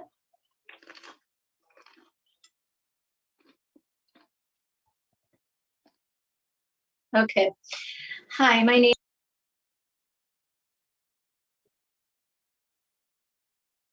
We can't hear Teresa. Can you hear me now? Yes. My name is Teresa Pipes. I live in Casanova, Oak Knoll. I have happily lived here for many years because it was affordable for a teacher for MPUSD. And I'm retired after 38 wonderful years. And I discovered pickleball. And I just want to quote something. Let's see if I can do this. You know, recently, all of us who have been watching the news has seen that the Surgeon General has talked about the devastating impact of the epidemic of loneliness and isolation in the United States. And pickleball solves part of that. I've only played for a few months, but what I've noticed when I play, because I'm not a tennis player, I'm just a retired teacher who likes to be active, is that people are laughing and getting to know each other. And another cool thing is, gosh, when I'm playing, sometimes I'll say, "What's your name?" And the person across from me is a student I taught or a parent of a student I taught. And it really connects us as a community. So I just want to say, please consider it. It's just such a wonderful outlet. And yeah, it doesn't require, I'm not very athletic. It doesn't require a lot of skill. It just, you show up, people are friendly. They say, come and play. It's like being a kid again, and go on and play and, I don't know, kick the can or something. Anyway, I just hope you really consider it because it's good for all of us. Thank you. Thank you, Therese. Anyone else, Fatima? No, I don't see any other hands online. Last call in the chambers for Ryan Ranch. Okay, I'll close out public comment and go to the committee members.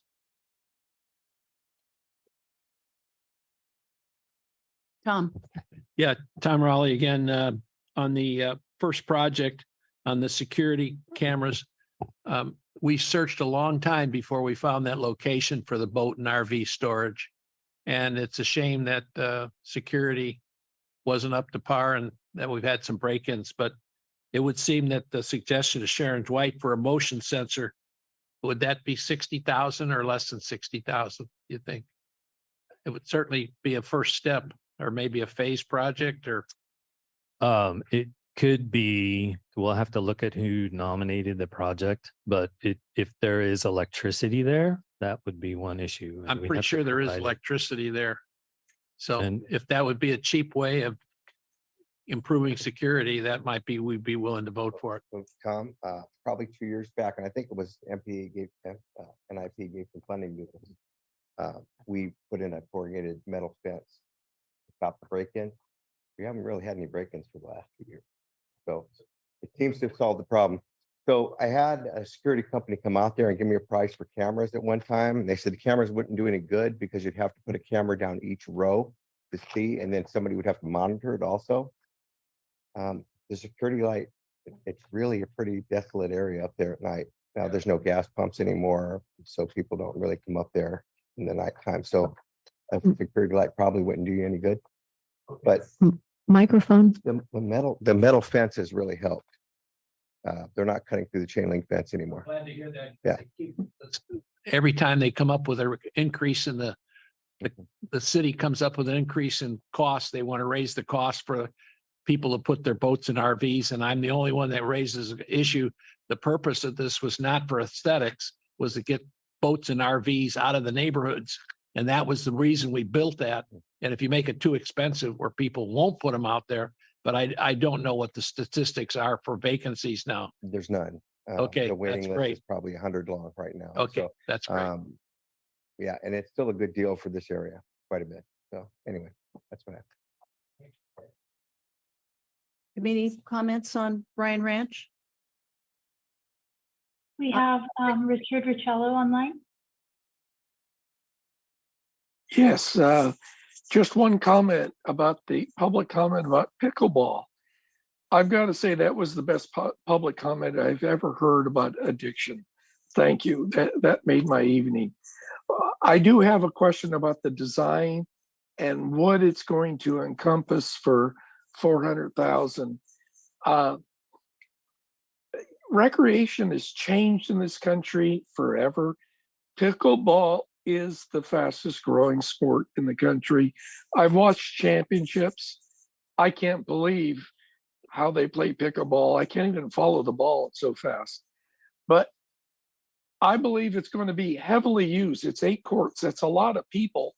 Is the design including a future parking lot and a future restroom?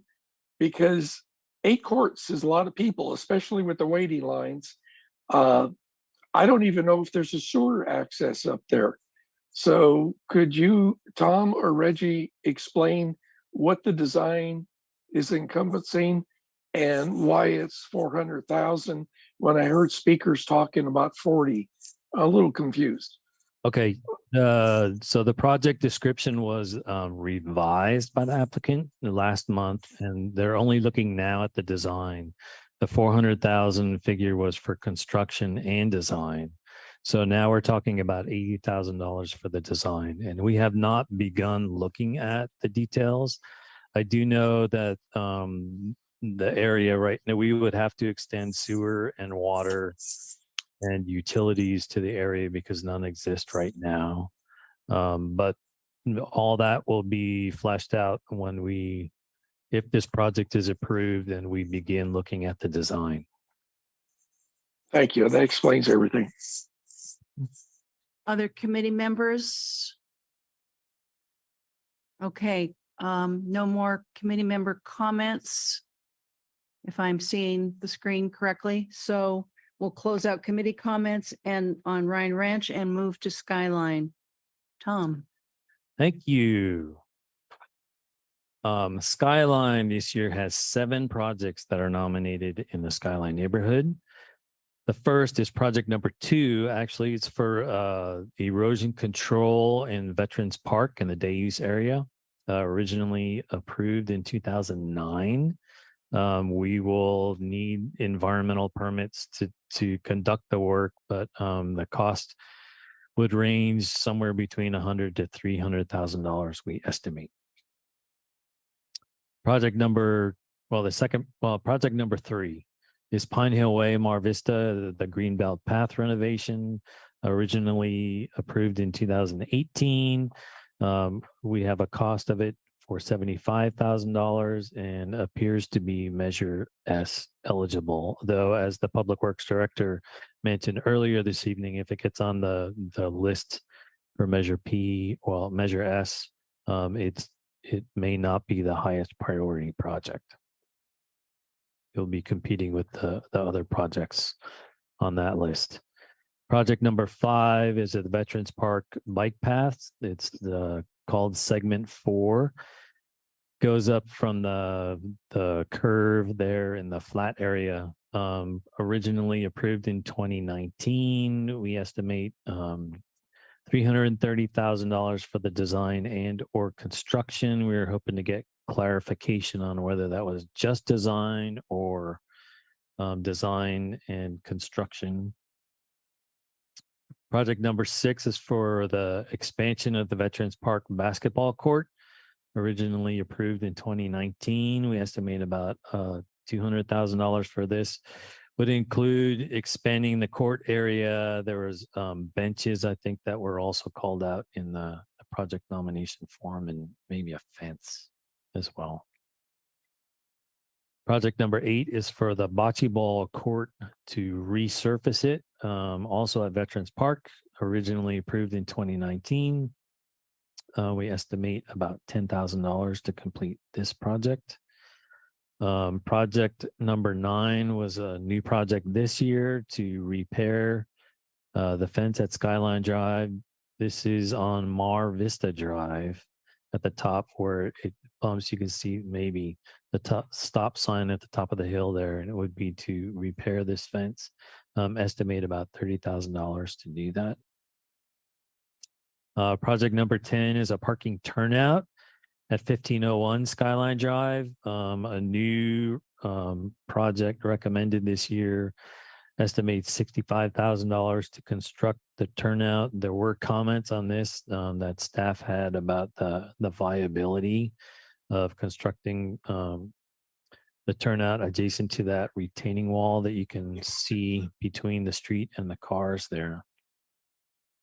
And those were the 7 projects from the Skyline neighborhood. Thank you, Tom. We'll go to public comment in the chambers on Skyline projects.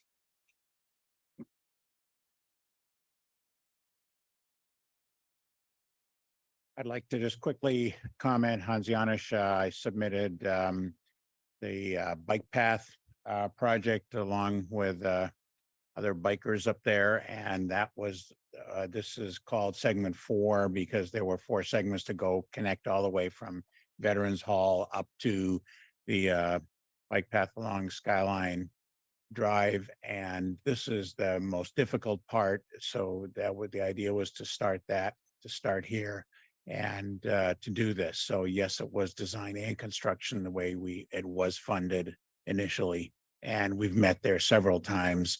And with previously, we've met it and discussed it, and we know pretty well where we want to go. So I can update you on past conversations if you need to. Thanks. Thanks, Hans. Public comment on Skyline projects. Fatima, any online? I do not see any hands raised online. Okay. We'll go to Dennis. So I have the boring neighborhood apparently. The pathway between Mar Vista and Pine Hill Way, is that likely to get done with Measure PRS funds? Question mark. Because I asked that question a couple meetings ago and said I need to know about that. It's eligible. It's eligible, yes, but it will be competing with all the other sidewalk projects in the city. So it may not be the highest priority. Does that make sense? Which means in 2029 it might get done, or what's that mean? That there's no guarantee of when it would get completed. It's a fairly dangerous situation because the sidewalk is completely fallen down below the curb. And it's basically a 4 to 6 inch trip hazard to put somebody flat out on the street, as well as what you can see in the path there where it's broken up in a bunch of pieces. I would say it's our number 1 priority. If it's not going to get funded or ever built by the city, then I would put that as our number 1 priority. The bocce court thing is kind of small price, so I'd say that's our number 2. And the bike path, although I'm not happy with the sticker shock on it, would be number 3. The fence replacement, which is SK09, that's already been repaired. It's not beautiful, but it's repaired at the same rate as the rest of the fence. Up there near the top of the corner is where the tree came through the fence, and the part that they repaired is brown and the rest of it's white. It's just paint. That should be a maintenance issue because I live 2 doors down from where that corner is. So I'm very familiar with it. The turnout thing, I think I agree with the viability question from the city because I'd hate to see a fire engine cause that to collapse and be on top of those cars because it'd be a cars and engine, which are not cheap. Since I do a lot of stuff with CERT, I kind of know what that stuff costs. Yes, yeah.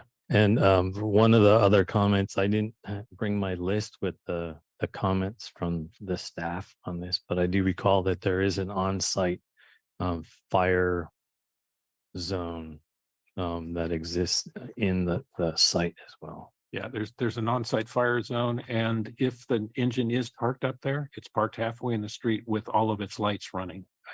I work with the guys all the time. I know they are not going to get next to that edge to be off the roadway. Hi, this is Marissa Garcia. I'm traffic engineering, part of their team. The other issue that we had with this would be enforcement of the turnout. It would have to be monitored by our police department because it would only be for emergency vehicles. If we found it to be viable from a structural standpoint. So it would need to be monitored to make sure that no one uses it as a parking space because it would not be a parking space. And there are a lot of parking issues up there with those two retirement homes up there. So. Thank you. Other comments from the committee members? Shaneri. Could you repeat the number one priority again for me, please? Sorry, microphone was off. SK03, the walk path, because it's pretty dangerous. If we don't repair it, somebody's going to get broken. Thank you.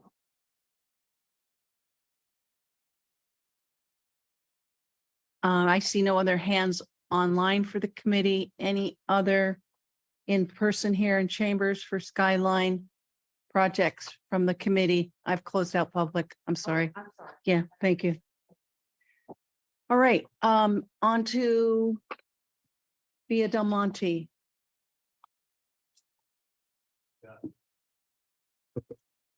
Just like my screen. 7 projects this evening or this year and this evening in the Villa Del Monte neighborhood. Project number 1 is for a radar speed, 2 radar speed signs at $60,000 for 2 of them. Project number 2 is for the traffic calming, implementing phase 1 of the traffic calming plan at Palo Verde, Encina, and Garden for about $360,000. This project was originally approved in 2007. Project number 3 was also originally approved in 2007. It's for phase 2 of the traffic calming plan, which is the curb extension or bulb out at the corner of Casa Verde Way and Encina Avenue for about $175,000. Project number 5 is a new project this year for playground improvements in the decomposed granite area that you can see there between the tree and the sidewalk and the ball field fence.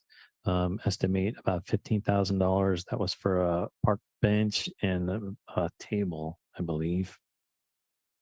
Project number 6 is on Del Robles Avenue for solar street lights to be installed. The application requested 4 street lights. We estimate the price will be about $125,000. Again, that was nominated this year. And project number 7, also nominated this year to install the neighborhood monument sign or pedestal. Well, the neighborhood monument in the bioretention area that was constructed several years ago. Estimate that to be about $50,000. Project number 8 is the Palo Verde Avenue traffic study at where the one-way ends. New project this year and estimate about $120,000 to complete the study. And those are the brief descriptions. Thank you, Tom. The projects. Comments from the public in the chambers on Via Del Monte?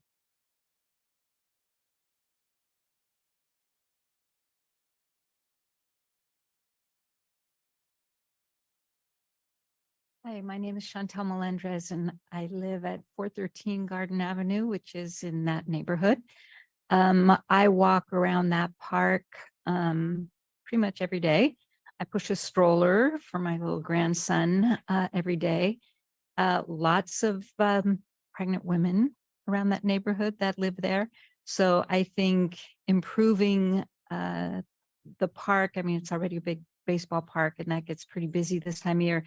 But that little part on the side, it looks like the picture, yeah, right there, that little triangular space right now is just turning out to be a dog poop area, Oh. to be blunt. People do clean up, but it's totally not used. I think it'd be really great to add something there that would be useful to all the young families and the grandmas who tend to be around there a lot. So it's not real expensive. It is a little spot that is available, which some neighborhoods don't have. So thank you very much. Thank you. In chamber comments for Villa Del Monte. Fatima, anyone online in the public?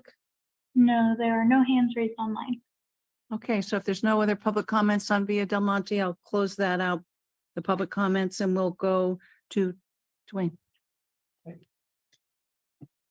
All right, medium one, write down that's our priority 6, maybe.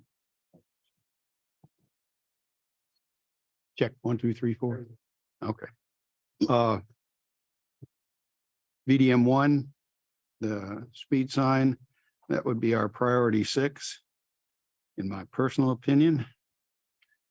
If there's no enforcement attached to that speed sign, it's just fun information. It's kind of useless. VDM 2 is priority number 4. And the next one, VDM 3 would be priority 5. The little park improvements, which was just spoken about, was priority 2. The street lights, the submitter is going to the, we just got the addresses for the 250-foot area. So the submitter is going around to get concurrence or non-concurrence. So we'll know before we vote on that. And then the number 1 is the little monument there in the retention area. Whether the city buys off on sticking a small monument there or not, I don't know, but that's, well. So that's and, 07? yeah, 07 that is is number VDM 1. 7, yeah, is number 1. We got an email from the city indicating that the proposed traffic change with the traffic study really can't be addressed until after this has to go through apparently an amendment to our traffic calming plan. So the submitter is planning on contacting the city and dropping the project for now. And is 06 number 3? 06 is number 3. Thank you. Yes, just to clarify, given that this was part of the traffic calming plan and it would be considered a traffic calming measure, to revise this plan would require to go through the traffic calming process to ensure full neighborhood support on such a substantial change. Thank you. Okay. Questions? Committee questions, comments? Tom. One of the things that just came up in the Carmel Pinecone, April 28th, was dark skies and reducing reflection from the nighttime glow. And apparently they had some workshops. This is for an area in Carmel Valley, but the name of the gentleman is John Heil, who lives in Carmel Valley, and another lady that had these two workshops that were just recently done.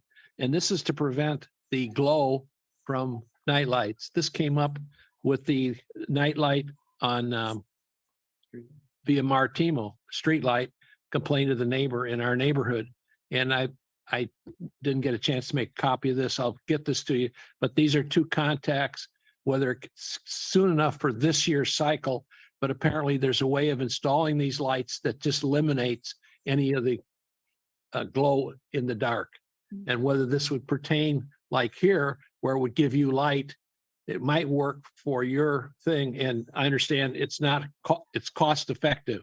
In other words, it doesn't make it out of sight, but apparently it's some way that they shade the lights. And this is, there's even a national organization, International Dark Sky Association. So, and this was astronomers, and like the Myra down in Carmel Valley conforms to this on the maintaining clear skies. So this may be something that would enhance the chances of having this approved, and especially if it didn't cost anything extra to meet this. So I will get this article to you if you can call. I haven't tried to call myself, but this was just April 28th, just within the last 2 weeks. So anyway, we'll get that to you. Thanks. Thanks, Tom. Richard, I saw your hand and then it went away. Yeah, because he answered my question. Oh, okay. All right. I don't see any committee members online and any in chambers committee members on Via Del Monte. All right, we'll close out comment from the committee on Via Del Monte, and Tom will go to Monterey Vista. Multi-neighborhood, me. multi-neighborhood. Neighborhood. Got to get used to it. There we go. There are 18 projects, is that right? That are nominated this year in more that fall in more than one neighborhood, which we're calling this year multi-neighborhood projects. Makes sense, right? The first is project number 1, Mark Thomas Drive, for a separated bike and pedestrian path design. It has not been a previously approved project.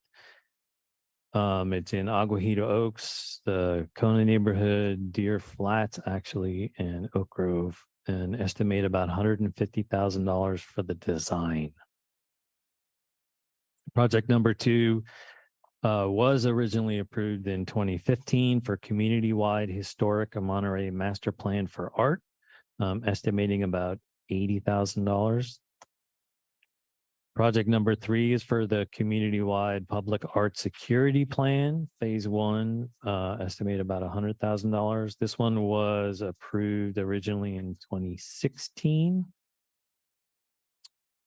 Project number 4 this year is for Monterey Bay Park, the dune restoration, fence and sign repair after the winter storms last year. Nominated this year, estimated about $35,000 for that one. Project number 5 is the Highway 68 Scenic Highway Sign Restoration project along Highway 68. Nominated this year, estimate about $45,000 for at least 3 signs. Project number 6 is for community-wide forest management program. Nominated this year for $750,000. Project number 7 is Veterans Park to Quarry Park walking path improvements. Nominated this year for $360,000.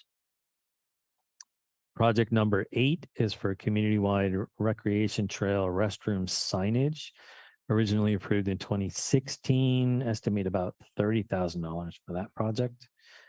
Project number 9 is for the recreation trail permeable pavers, to install permeable pavers in the decomposed granite, we'll call them shoulders, adjacent to the rec trail in the Lighthouse Curve vicinity, estimate about $300,000.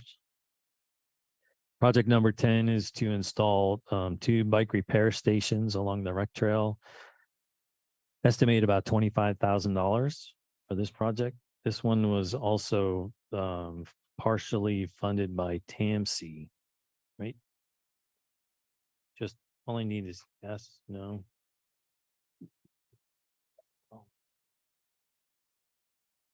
So in 2019, when this was originally proposed, there was a program for TAMC in which TAMC would partner with us and they would actually pay for the equipment. They have since changed the structure of that program, and we would need to apply to that program and hope that they would provide like the matching for the equipment, and then this would fund the installation.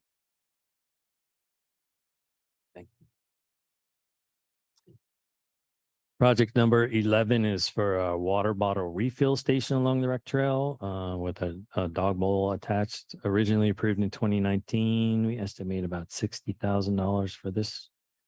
Project number 12 is for the rec trail use study. This is Parks and Rec Commission's priority number 1 project. Estimated about $125,000 for the study to be completed. This is a new project this year.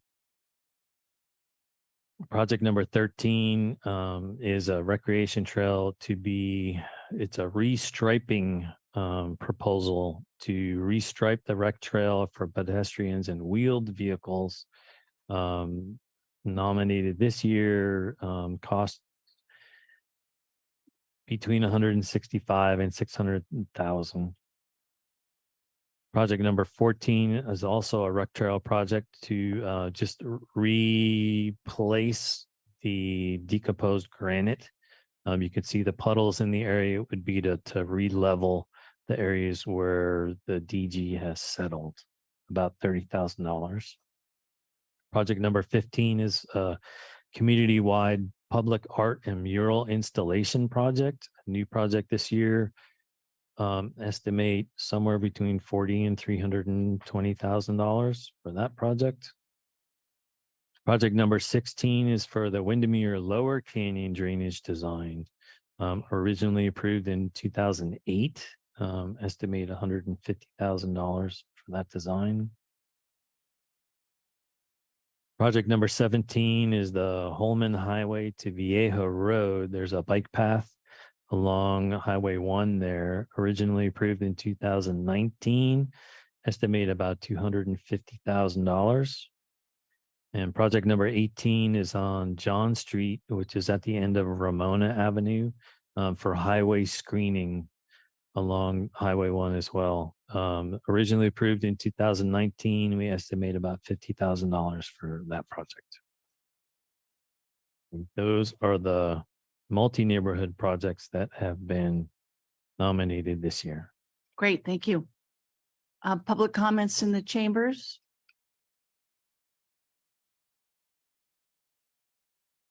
Good evening. My name is Tom Reeves. I live in New Monterey. First, I'd like to speak to MN 12, which is the permeable pavers around the recreation trail Lighthouse Curve. I have to start by saying first, the exhibit is incorrect. It's misleading. We're only talking about Lighthouse Curve, where the concrete bollards are and the steel pedestrian guardrails located, not what this exhibit is showing you. The reason for this is evident. The DG walk path there gets muddy when it's raining or the irrigation system is left on too long. That forces pedestrians to walk on the concrete trail, and that then causes conflicts between the pedestrians and the wheeled people. So there's 3 projects before you that deal with this. This is the only project that has permeable paving. Why permeable paving? It's because in the original project that widened the recreation trail, the Coastal Commission required a permeable surface. We were more or less forced into the DG at the time because we didn't have the money to put in pavers. I thought it was a mistake back then. I continue to think it's a mistake because you can't walk on the path there with the DG. If the staff can get the Coastal Commission to agree to concrete, I would be in support of the other project that proposes putting concrete there, and it would probably be less expensive. Whatever the paving is, it ought to contrast with the current recreation trail paving so that pedestrians have a visual cue that that's where they're to go, and the wheeled people are on the other part of the path. That would obviate the need for striping and signage and all kinds of other clutter and garbage. Just make it real simple. If they're pavers, just maybe a simple sign that says pedestrians, please stay on pavers. Thank you, and I hope you support this project. Thank you, Tom.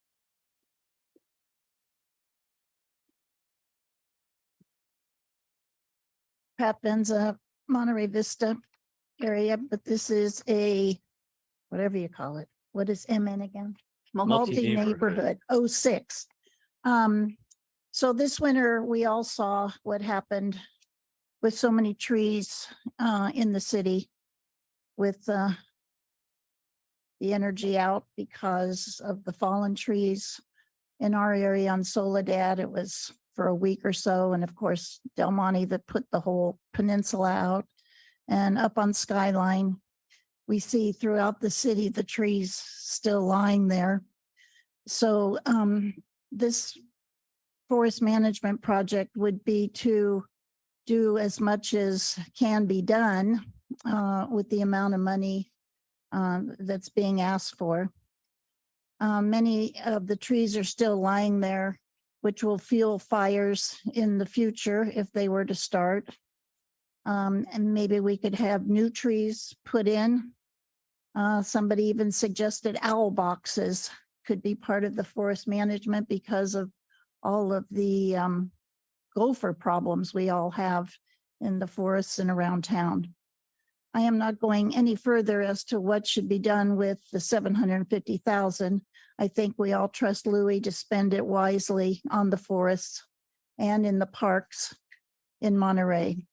The past small amounts that have been given every year has definitely not been enough for fuel suppression and has never been enough. Our forests need our help, and in return, we will be helped and be safer. Thank you. Thank you, Pat.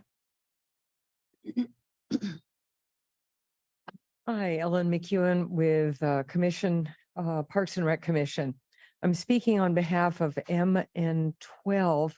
This is the study on the recreation trail between Fisherman's Wharf and the Coast Guard Pier. I think we all know it's problematic and a huge liability risk. There's, as you know, there's pedestrians, there's people who don't speak English because they're visiting from another country that may have different customs as to what side they walk on.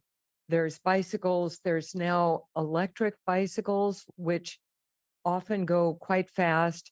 There's people with dogs on leashes, and there are those Surreys. So we've got a huge mix of speeds and a huge mix of levels of attention and levels of understanding of sort of right away. So we want to do something, but we want to do the right thing. And before we spend any money, I think the pavers are a good idea, but before we spend any money doing any striping, we've got to figure out what's going to be effective and safe. So that's what we're asking for. We've been going back and forth on this for so long, and this is our #1 priority. We'd like this study to happen so much because we get so much feedback from the community about the difficulties of this particular section of the much, much beloved recreation trail. Thank you. Thank you.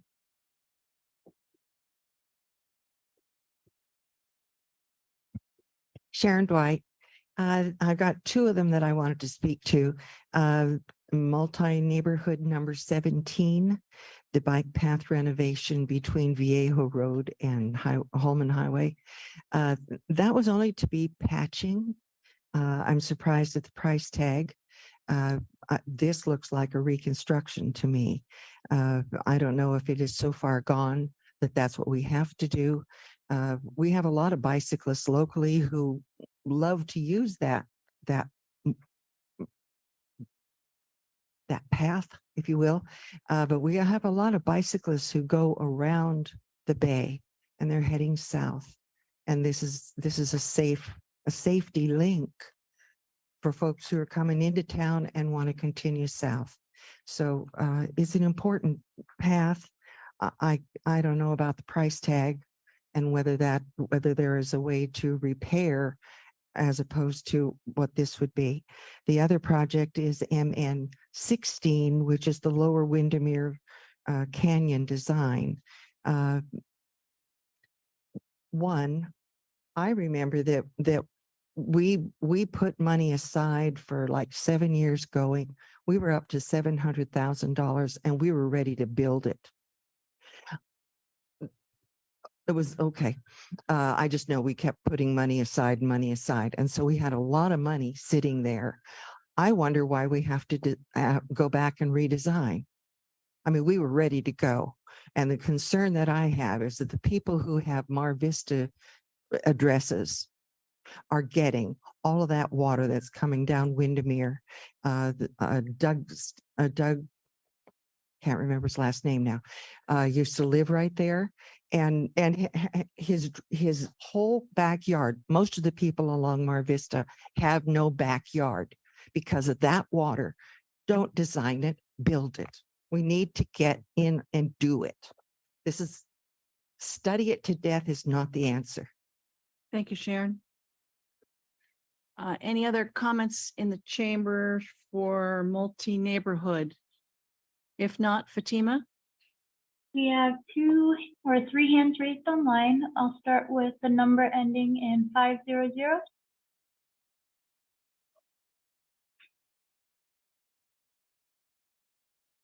Hello, this is Wendy Brickman again, representing North Fremont Business District and just living in Monterey, not too far, about the bike path, Project 87.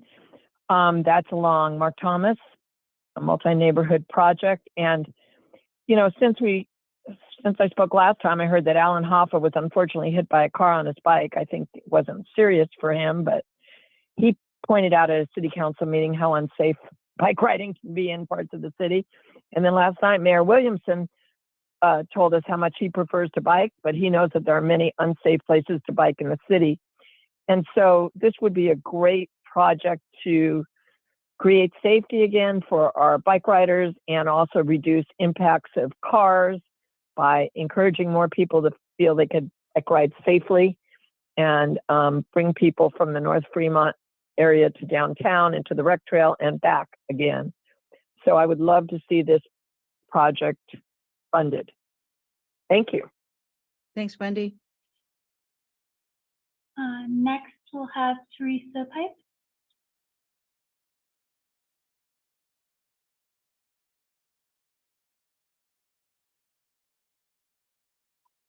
Can you hear me? Yes.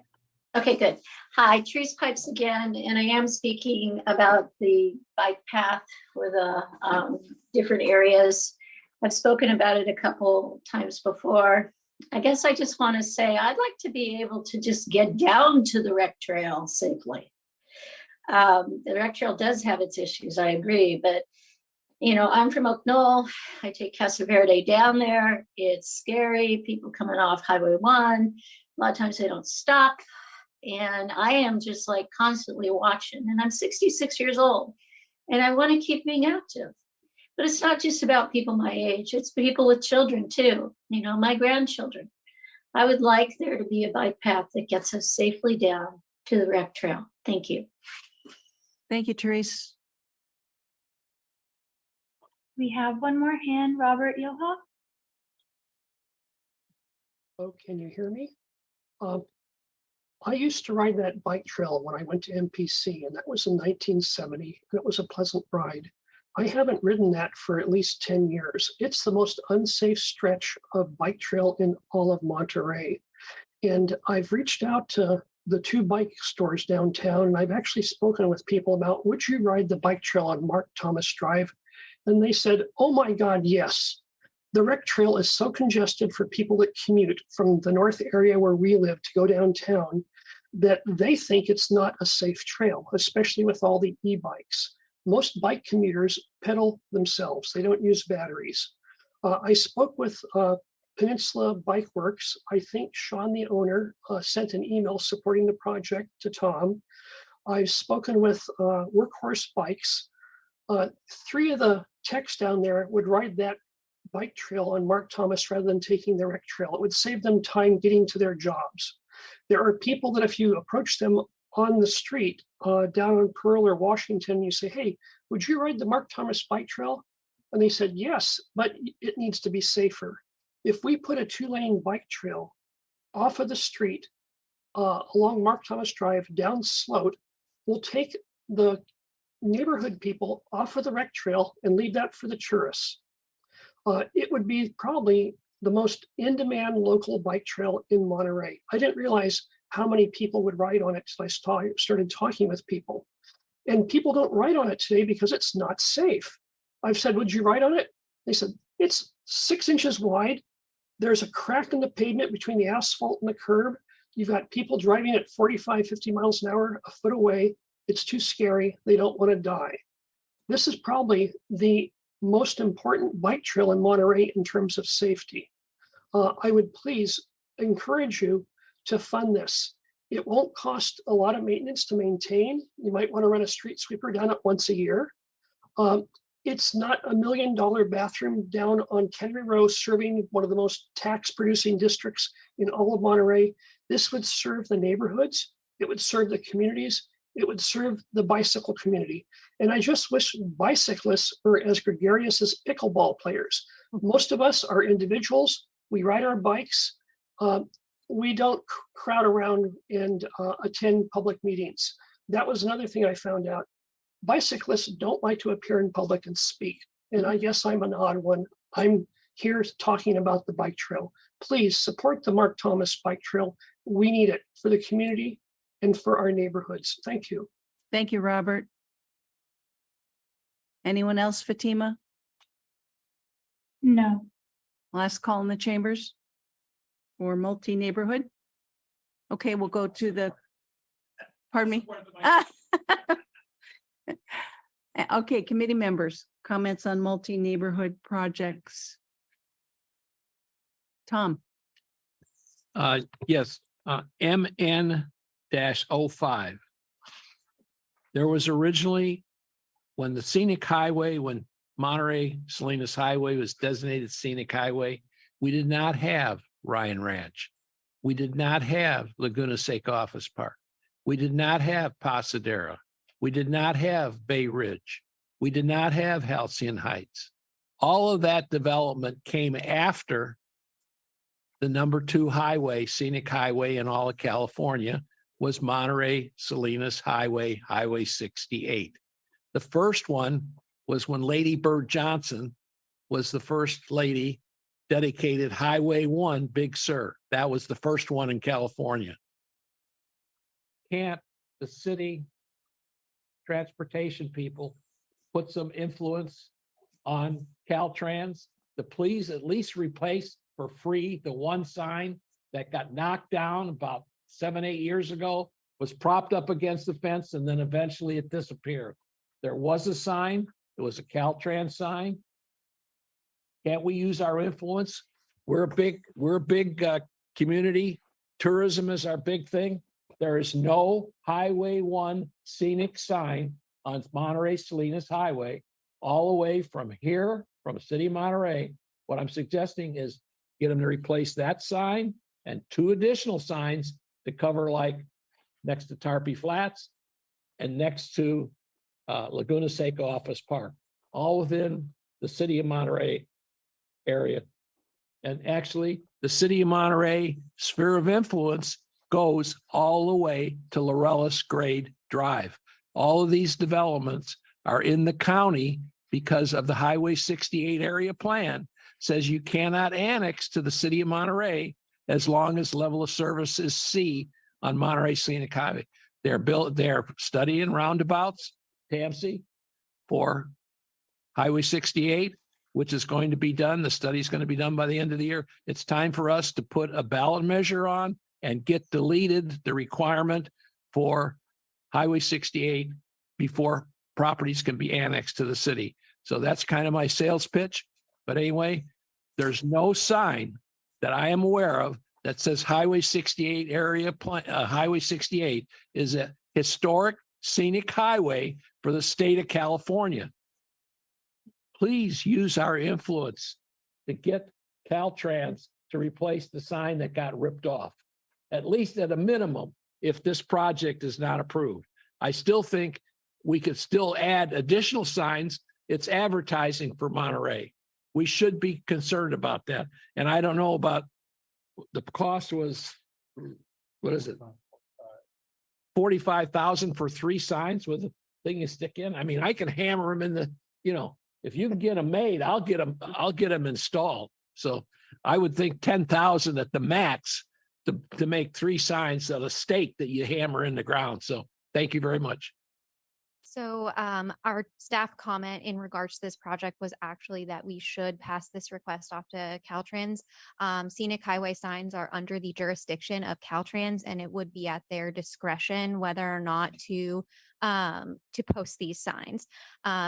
Even if the city were to, and the reason why is that they would fund these signs and we would not need to fund the $45,000. It would be at their discretion. We can certainly ask them, and we can certainly say that the community is in very much support of this, but it is ultimately their jurisdiction. You don't get it. There was a sign there. There already was a sign there that was taken there and has been ripped off. And whether there's a record of it, maybe there was a dedication that didn't get in Caltrans records, but the sign was propped against the fence and then it mysteriously disappeared. And that's like 5-6 years ago. And nobody from Monterey has taken the steps to get Caltrans to at least replace the old existing sign. So there shouldn't be any problem over that one sign. Additional signs, we would take some convincing from our illustrious staff. So Thank you. I passed it on. You had your hand up. Couple questions, couple comments. Multi-neighborhood number 1, the bike path. This committee was created to offset the impacts of tourism using tourist dollars. This is kind of a really good example of the projects that I think the makers had in mind. Number 2, historic master plan. This is an example of a project that's been on the books. This is MN02. That's been on the books for a long time, 2015 to today. I kind of think sometimes studies and generic things don't work in this group setting.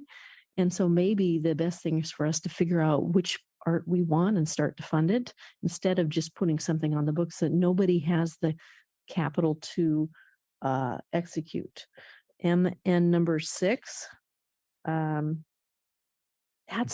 That's a quarter to a third of all the money we're going to have. So that's a tough one. That's, is this offsetting the impact of tourism on local neighbors? No. Is this important to neighborhoods? Yes. That's a big number. Just want to throw that out. Number 11. So number 11, is that including $60,000 is a lot. So this must mean not putting it in where there is already water? Question mark?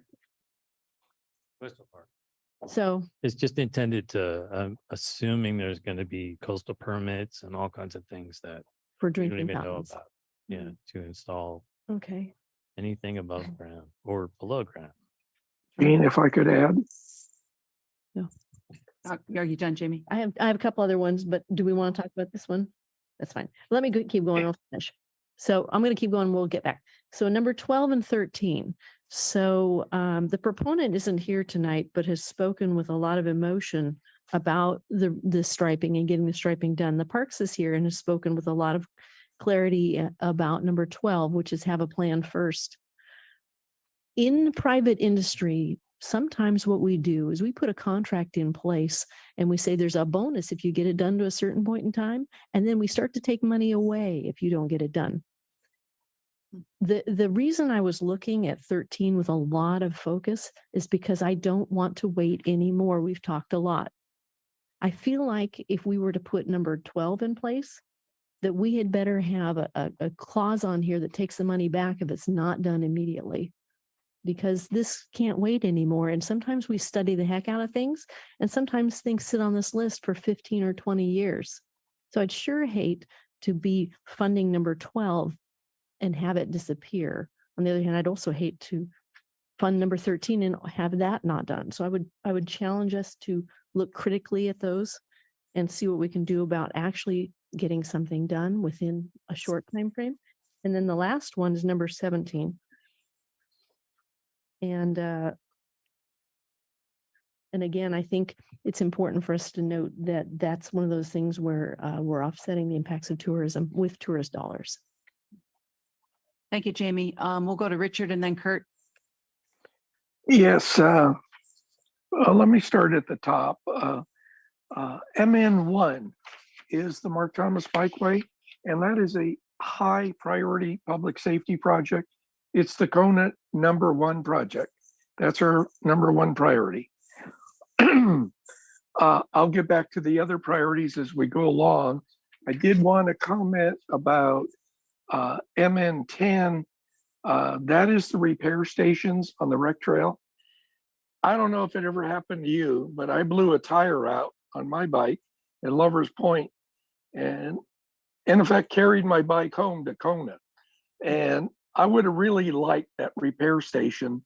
And what this is a pre-made steel pole with pull-out tools and tire pumps on steel cables. Staff is worried about somebody stealing. People will steal anything, including Dennis the Menace, by cutting off his foot. I would think that if we got this, we should get some spare parts just in case that happens. But it seems like it's just one, and it's on the rec trail between Lighthouse Curve and the city limit line. But Jeff Krebs and the proposer walked that trail and they picked the location. It's already done. The water stations are water bottle fillers. If you ever tried to fill a water bottle in a drinking fountain, you'll know why he proposed this. But what he saw was people walking, letting their big dogs get up and lap at the drinking fountain. And he came up with the idea of a dual drinking fountain, one for people and a bowl on the ground for dogs with a faucet on it.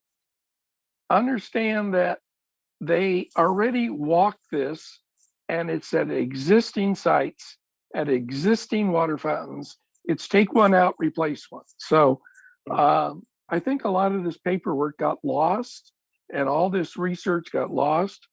Hopefully we can find it again. If not, we can call Jeff. But I wanted to speak to those two projects. And then I have a question about the rec trail study, like Jamie had, her concerns. Now, I did ask staff, and there's been 3 funded, 3 completed studies already on the rec trail. Nothing's happened. And what happens is we fund the study, we have consultants, we have public meetings, and then the advocates stand up and they say, I don't like old people walking dogs. They get in my way. I don't like bike riders. They run over me. I don't like the Surreys. They block the trail on Saturdays when the wind's in their face and they're trying to pedal and it's going nowhere.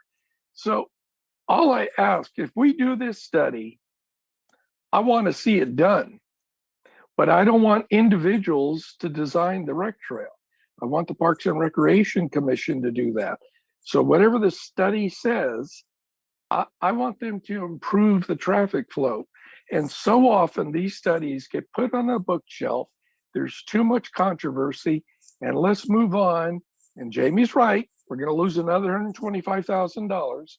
Maybe it should be stepped, that we pay in phases. And if they don't do it, we stop paying. But I want it done once and for all. And the rec trail is a wonderful asset to Monterey. It's thoroughly overused, and we have to get some order there. But as mentioned at the last meeting, without enforcement, you can't stop the 50-mile-an-hour electric bikes. Though I've seen pedaling bikes go well over 30 and yell at the pedestrians to get out of their way. It is confrontational. I don't like that. The rec trail should be enjoying the outdoors, not setting up situations where people want to fight each other. But everybody should be there. The electric vehicles for disabled are essential. So let's not just put a black mark on all electric vehicles too.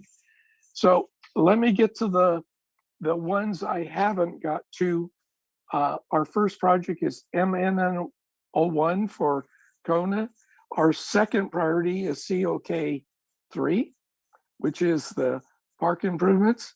And our third priority is the flooding at Ramona on Fremont. That is COK 5. And our fourth priority is COK 1, Fairgrounds Road lighting.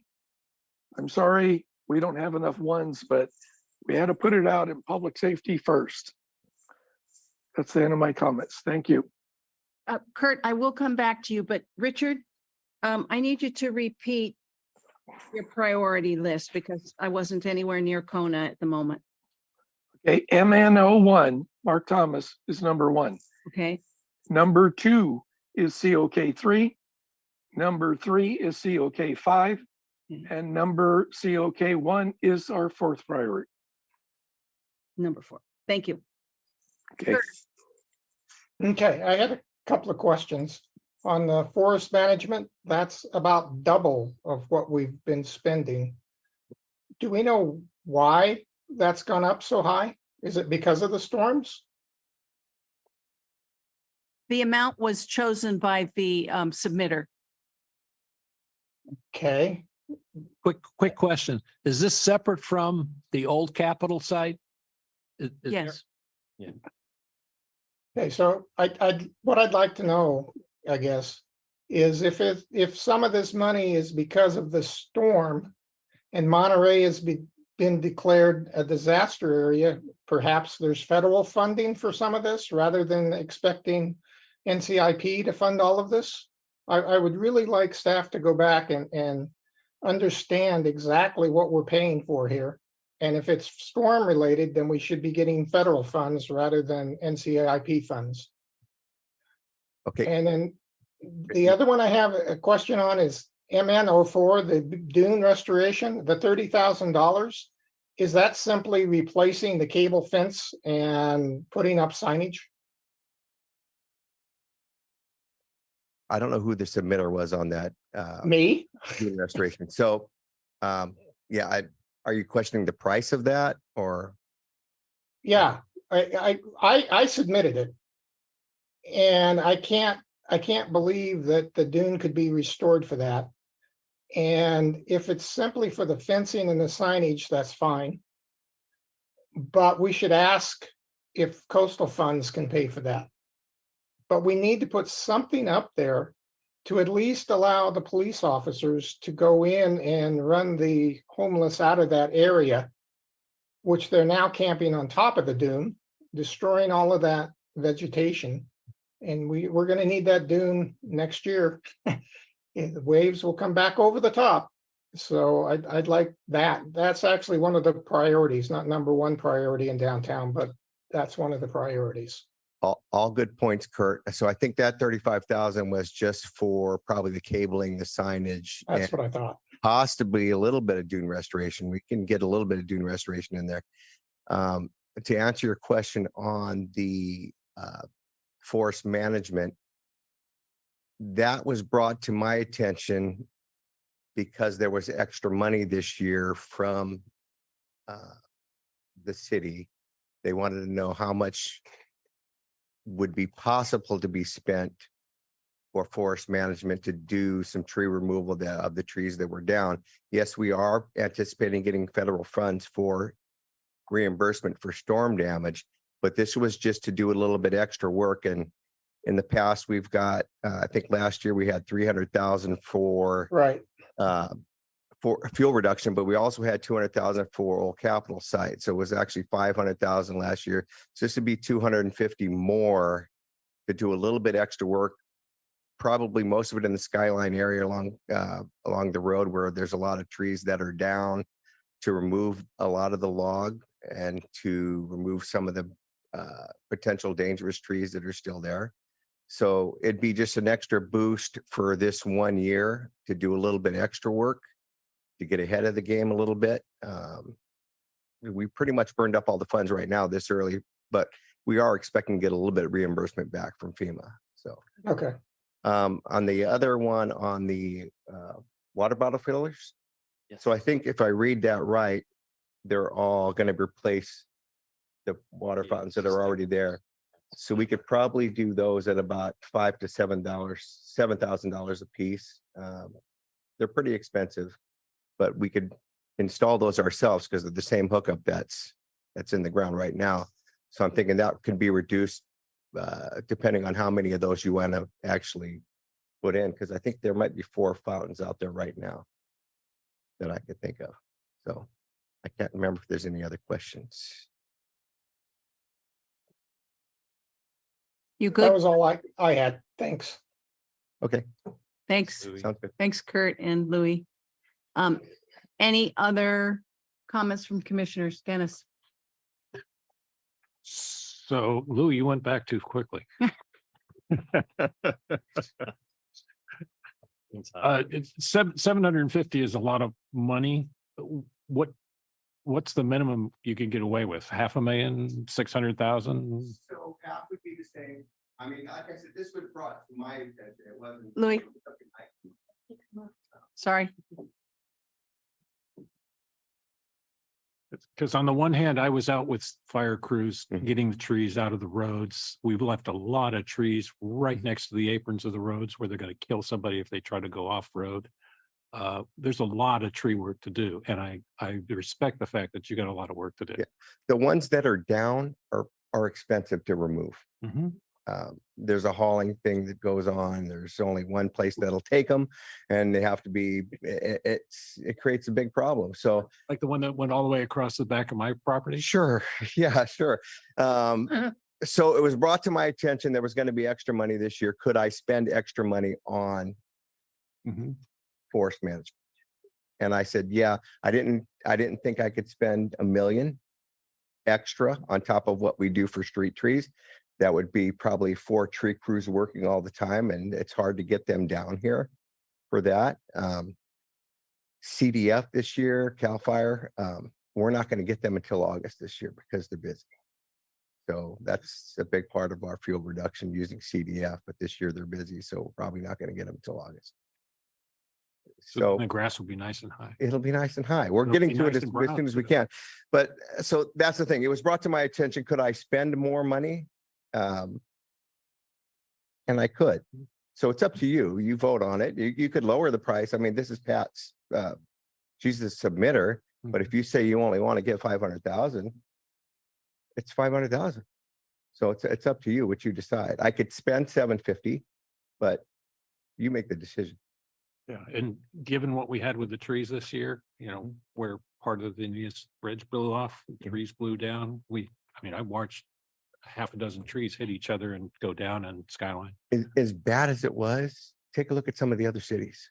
Oh, yeah. Take a look Well, at Pebble Beach. They're still digging out over there. yeah. Even PG, as small as of an area as it is, they took it pretty hard. I mean, down in the Del Monte Park area, there's still trees down all over the place over there. So Yeah, we dodged a bullet too. There was a big storm off the coast that had 85-mile-an-hour winds that didn't come in. That's nice. Because most of what we got hit with was 55, and that took down. I mean, it was devastating what we got, but it wasn't as bad as it could have been. I think. It could have been worse. Yeah.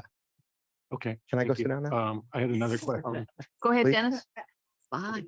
It probably doesn't hurt you too much. So on the Windermere, Sharon raised the thing about, well, we had designs for this before, we never got around to it. Is that thing eroded enough that it really needs a complete redesign? I have Never- not seen the designs, so that was news to me tonight. So we'll start digging around. Yeah, because some of the initially we old approved files. 75,000 and then we went several tranches of 273,000 Mhm. and got up to about $1 million to get the thing going and done. Mhm. Really, as I've pointed out before, we're federally not allowed to be putting the runoff into the ocean. And this project is definitely doing that. Or the lack of doing this project is definitely doing that. So, I mean, it's below the road. It's not really in a site area. If the best thing to do is put in a bunch of piping and bury the whole thing, maybe that's what we need to do, but we need to address it. Yeah, and one of the big issues in my mind is kind of related to that, but it's the environmental permitting that we'll have to do because it's a water course through there. And while we're not supposed to be letting sediment get into the ocean, but at the same time, we're not supposed to be putting anything into the water course as well. So we're getting it. And what both Jeff ways. Krebs told me when we walked the thing is it's kind of interesting when you get machinery in there to work on it. Yaden's piperia typically grows where the tire treads have been. Mm. So it's like, okay, we got the birds of prey and Yaden's piperia and et cetera, that you have to work it in that kind of area and permitting and watching and all of that stuff. It's quite challenging. Okay, April? Just a quick comment. Historically, the last several years, we've been putting something towards forest management. I don't care if it's 350, 500, 700, whatever. We need to do something. And maybe that's just the part that's open for discussion. Because if we don't control the undergrowth and the tree falling, we're not going to have a city left to do any NCIP projects on. Thanks. Richard, do you have? Yes, I just want to follow up on fuel reduction. And that's the reason I spoke up 2 meetings ago, because the original sponsor asked for the entire budget of NCIP. And we got it down to 750.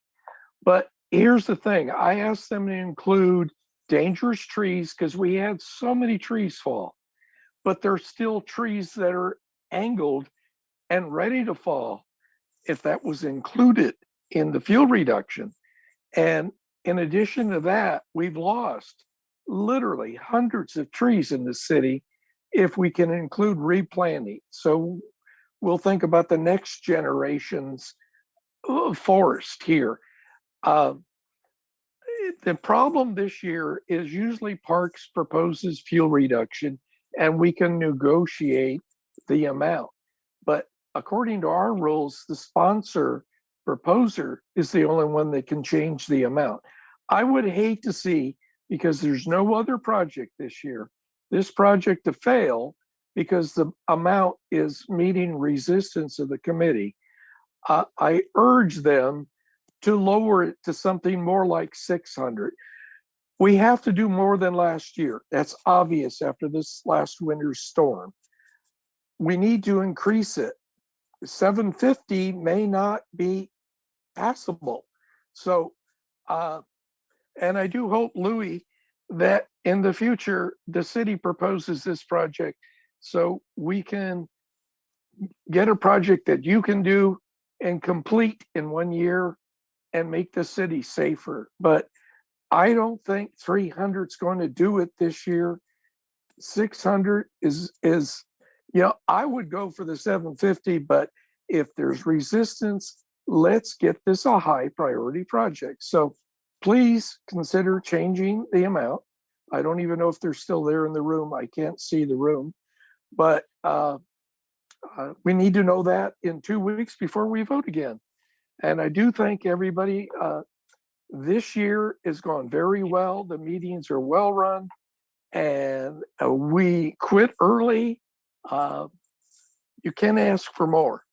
The hard part is we have a lot of money, but we have huge budget projects and they could go in an eye blink.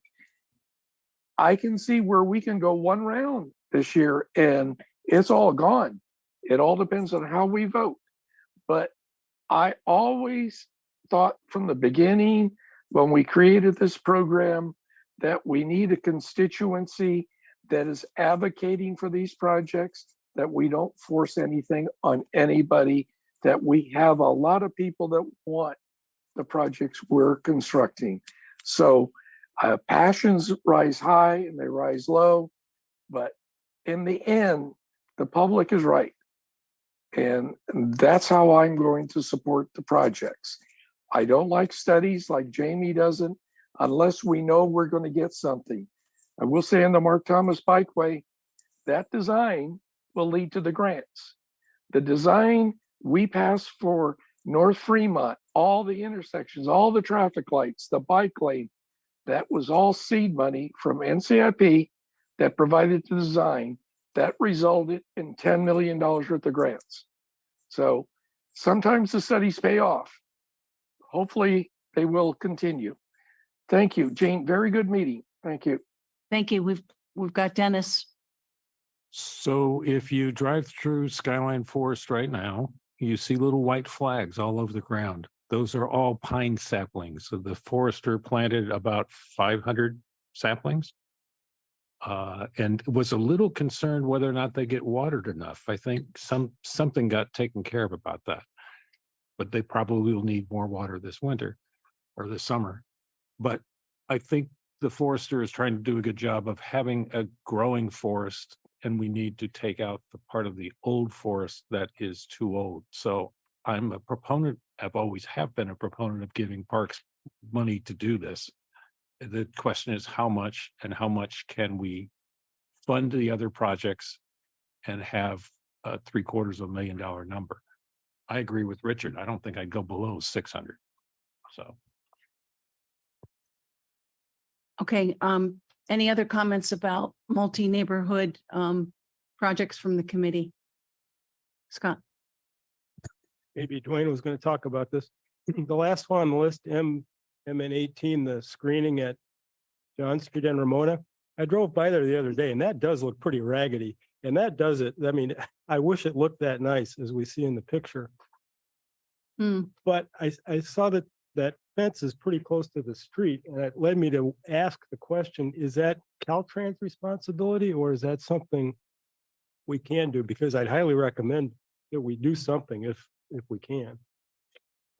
So the far side is Caltrans right of way, and the area between the fence and the street would be city right of way.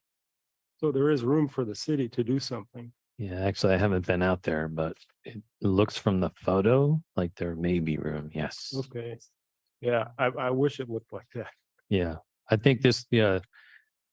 What I remember from last year is they said, oh yeah, this was taken before the trees were removed or fell over or whatever happened to them. Yeah, it needs some attention now. Thanks. Okay. Any other comments from the committee? Dwayne? Yeah, so on the, back to the rec trail in the DG area that needs to be fixed, patched, repaired, replaced with a different surface. There are numerous types of permeable surfaces that you can put down. One of the cities I worked in, all new parking lots had to be permeable, period. And, but these tiles, they start shifting. You got to be ready to repair those, readjust them, et cetera. So I would go more with a paved type system than these cobblestone things that, and go ahead and push a baby carriage on one of those and that'll vibrate that little youngster real well. Anyway, thank you. Any other committee comments on multi-neighborhood? Yes. Get an A-frame sign, say free firewood, put it near one of those down logs. Problem solved. Edit first. Oh, don't worry, they'll show up with Yeah. chainsaws. They are at the Guaranteed. intersection of 1 and 68 heading east. Okay. No more comments from the committee. Then we will close out the review of the proposed projects and we'll go to committee member comments. And this is where I encourage the neighborhoods that didn't present tonight to give the priorities. And I gladly would go first with Monterey Vista if everybody's ready. All right, I'll give you a second.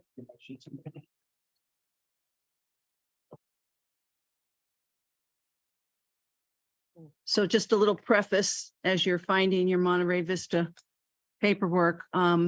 We do a survey and we then have a board discussion.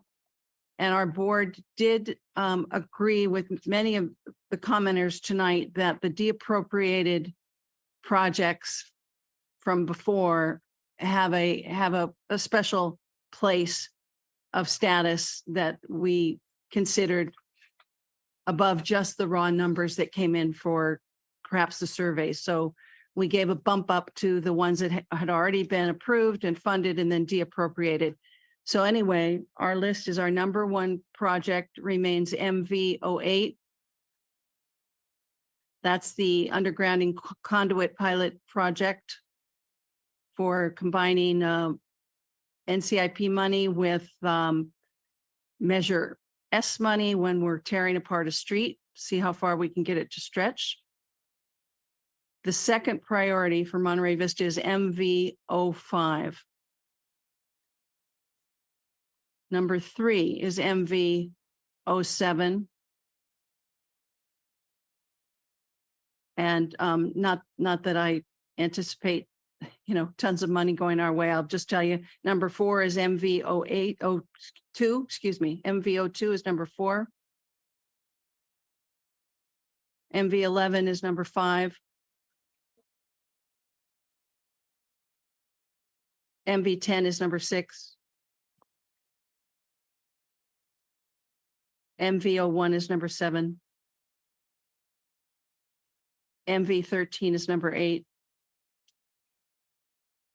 And our 9th project, MV06, is number 9. And we will be in complete support of the defueling project at the 750. It actually was far and away the highest priority. Anyone else want to share again with the committee their list? Jamie? I'll do priorities. Del Monte Beach, starting on page 1, right? Don't worry. I'm going to do it in order of the way it's listed on your project. For me, that's a little bit easier. So Del Monte Beach, starting with Del Monte Beach number 1. We good?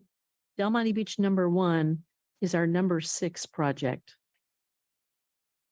Del Monte Beach number 3 is the number 2 project. Del Monte Beach number 5 is our number 5 project. Del Monte Beach number 6 is our number 4 project. Del Monte Beach number 7 is our number 3 project. And Del Monte Beach number 9 is our number 1 project. And I'll just say, I continue to have folks looking at cost versus return and feeling like the smaller projects are getting big needs met and being cautious about spending a lot. So there's some of these ones like the replace the entire walkway or replace the railing are popular, but the comments that we're getting is, man, that's a lot of money.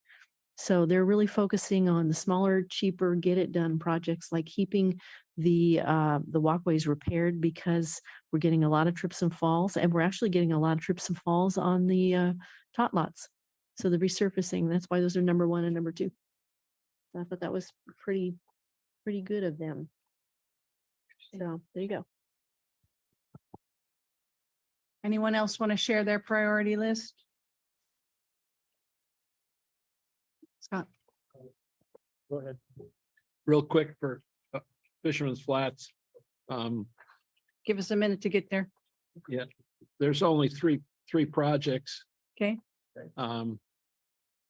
The Via Casoli odor mitigation, that neighbor is moved and that's a low priority project. And the Via Martimo streetlight is the one where the guy next door to where the streetlight needs to Tom, go. give us the number of the project. Yeah, FFO2, FFO1, FFO2, FFO3. So I'm not going to support FFO2 until we convince the person there won't be glare in his bedroom. And FFO3 is the entry walls rehab. That was a $5,000 project when I first talked to the engineer 5 years ago. Now it's up, it's 20,000. And there's more cracks in the veneer, and it's just going to keep going up until we get it done. Like I say, it was a $5,000 project when we first looked at it 5 years ago. Anyway, it was funded. So that's really our only project other than trying to get the scenic highway historic signs on Monterey Salinas Highway, MN5. Thank you.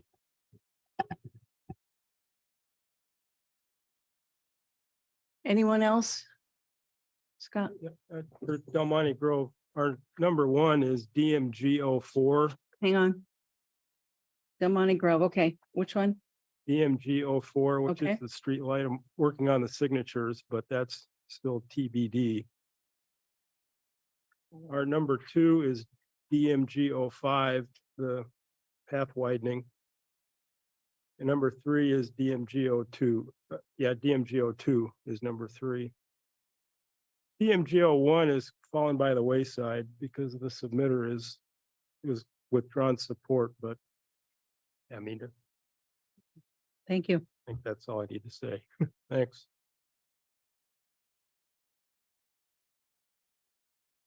Kurt, Yes, so for downtown, we have two, DT 09, which is the downtown, the shower, the beach shower. And then MN 04, that was 1 and 2.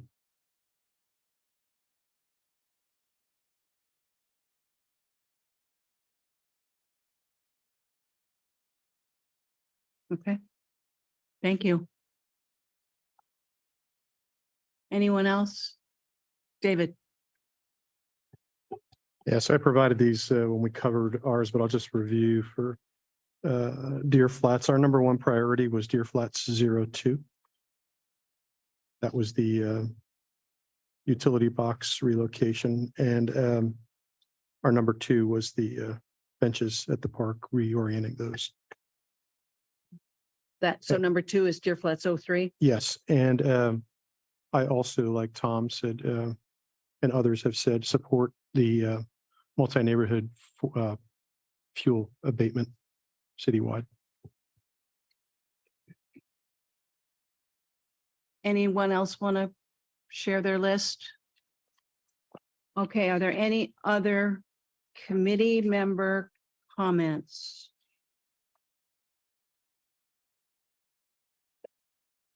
Kurt, Yeah, I've got one more. So Tom, I understand you're trying to get the conflicts projects out. But what happens is you're gonna give it to us just before voting night. And that pretty much eliminates us being able to go up and try to have us allowed to vote on those projects that we have conflicts, because the state's not gonna be able to turn it around fast enough. It should become a priority to get these conflicts projects for the committee members at the very beginning, right after we have the projects established. Because waiting this long, it makes it impossible for us to go and try to fight and see if we could vote for those, or could change the priority for us being allowed to vote on those projects. That's it. Thank you. any other committee member comments? I see no hands up online from the committee members. Tom, I just have one. I wanted to just notify everyone that we received a letter this week from, actually it was from John Sovereign, I believe, who said, hey, how come the comments haven't been posted online? So that has been done. If you look at the top of your agenda, right now, there's a link in the first paragraph about written comments. They're posted at monterey.org/submitted comments. All the comments that we've received publicly on any of the projects from anyone in the public, written comments are in that folder now. So they're available for your review as you're considering how to vote the next time we get together now. And Kurt understood about the conflict maps. any other committee member or staff final comments for the evening?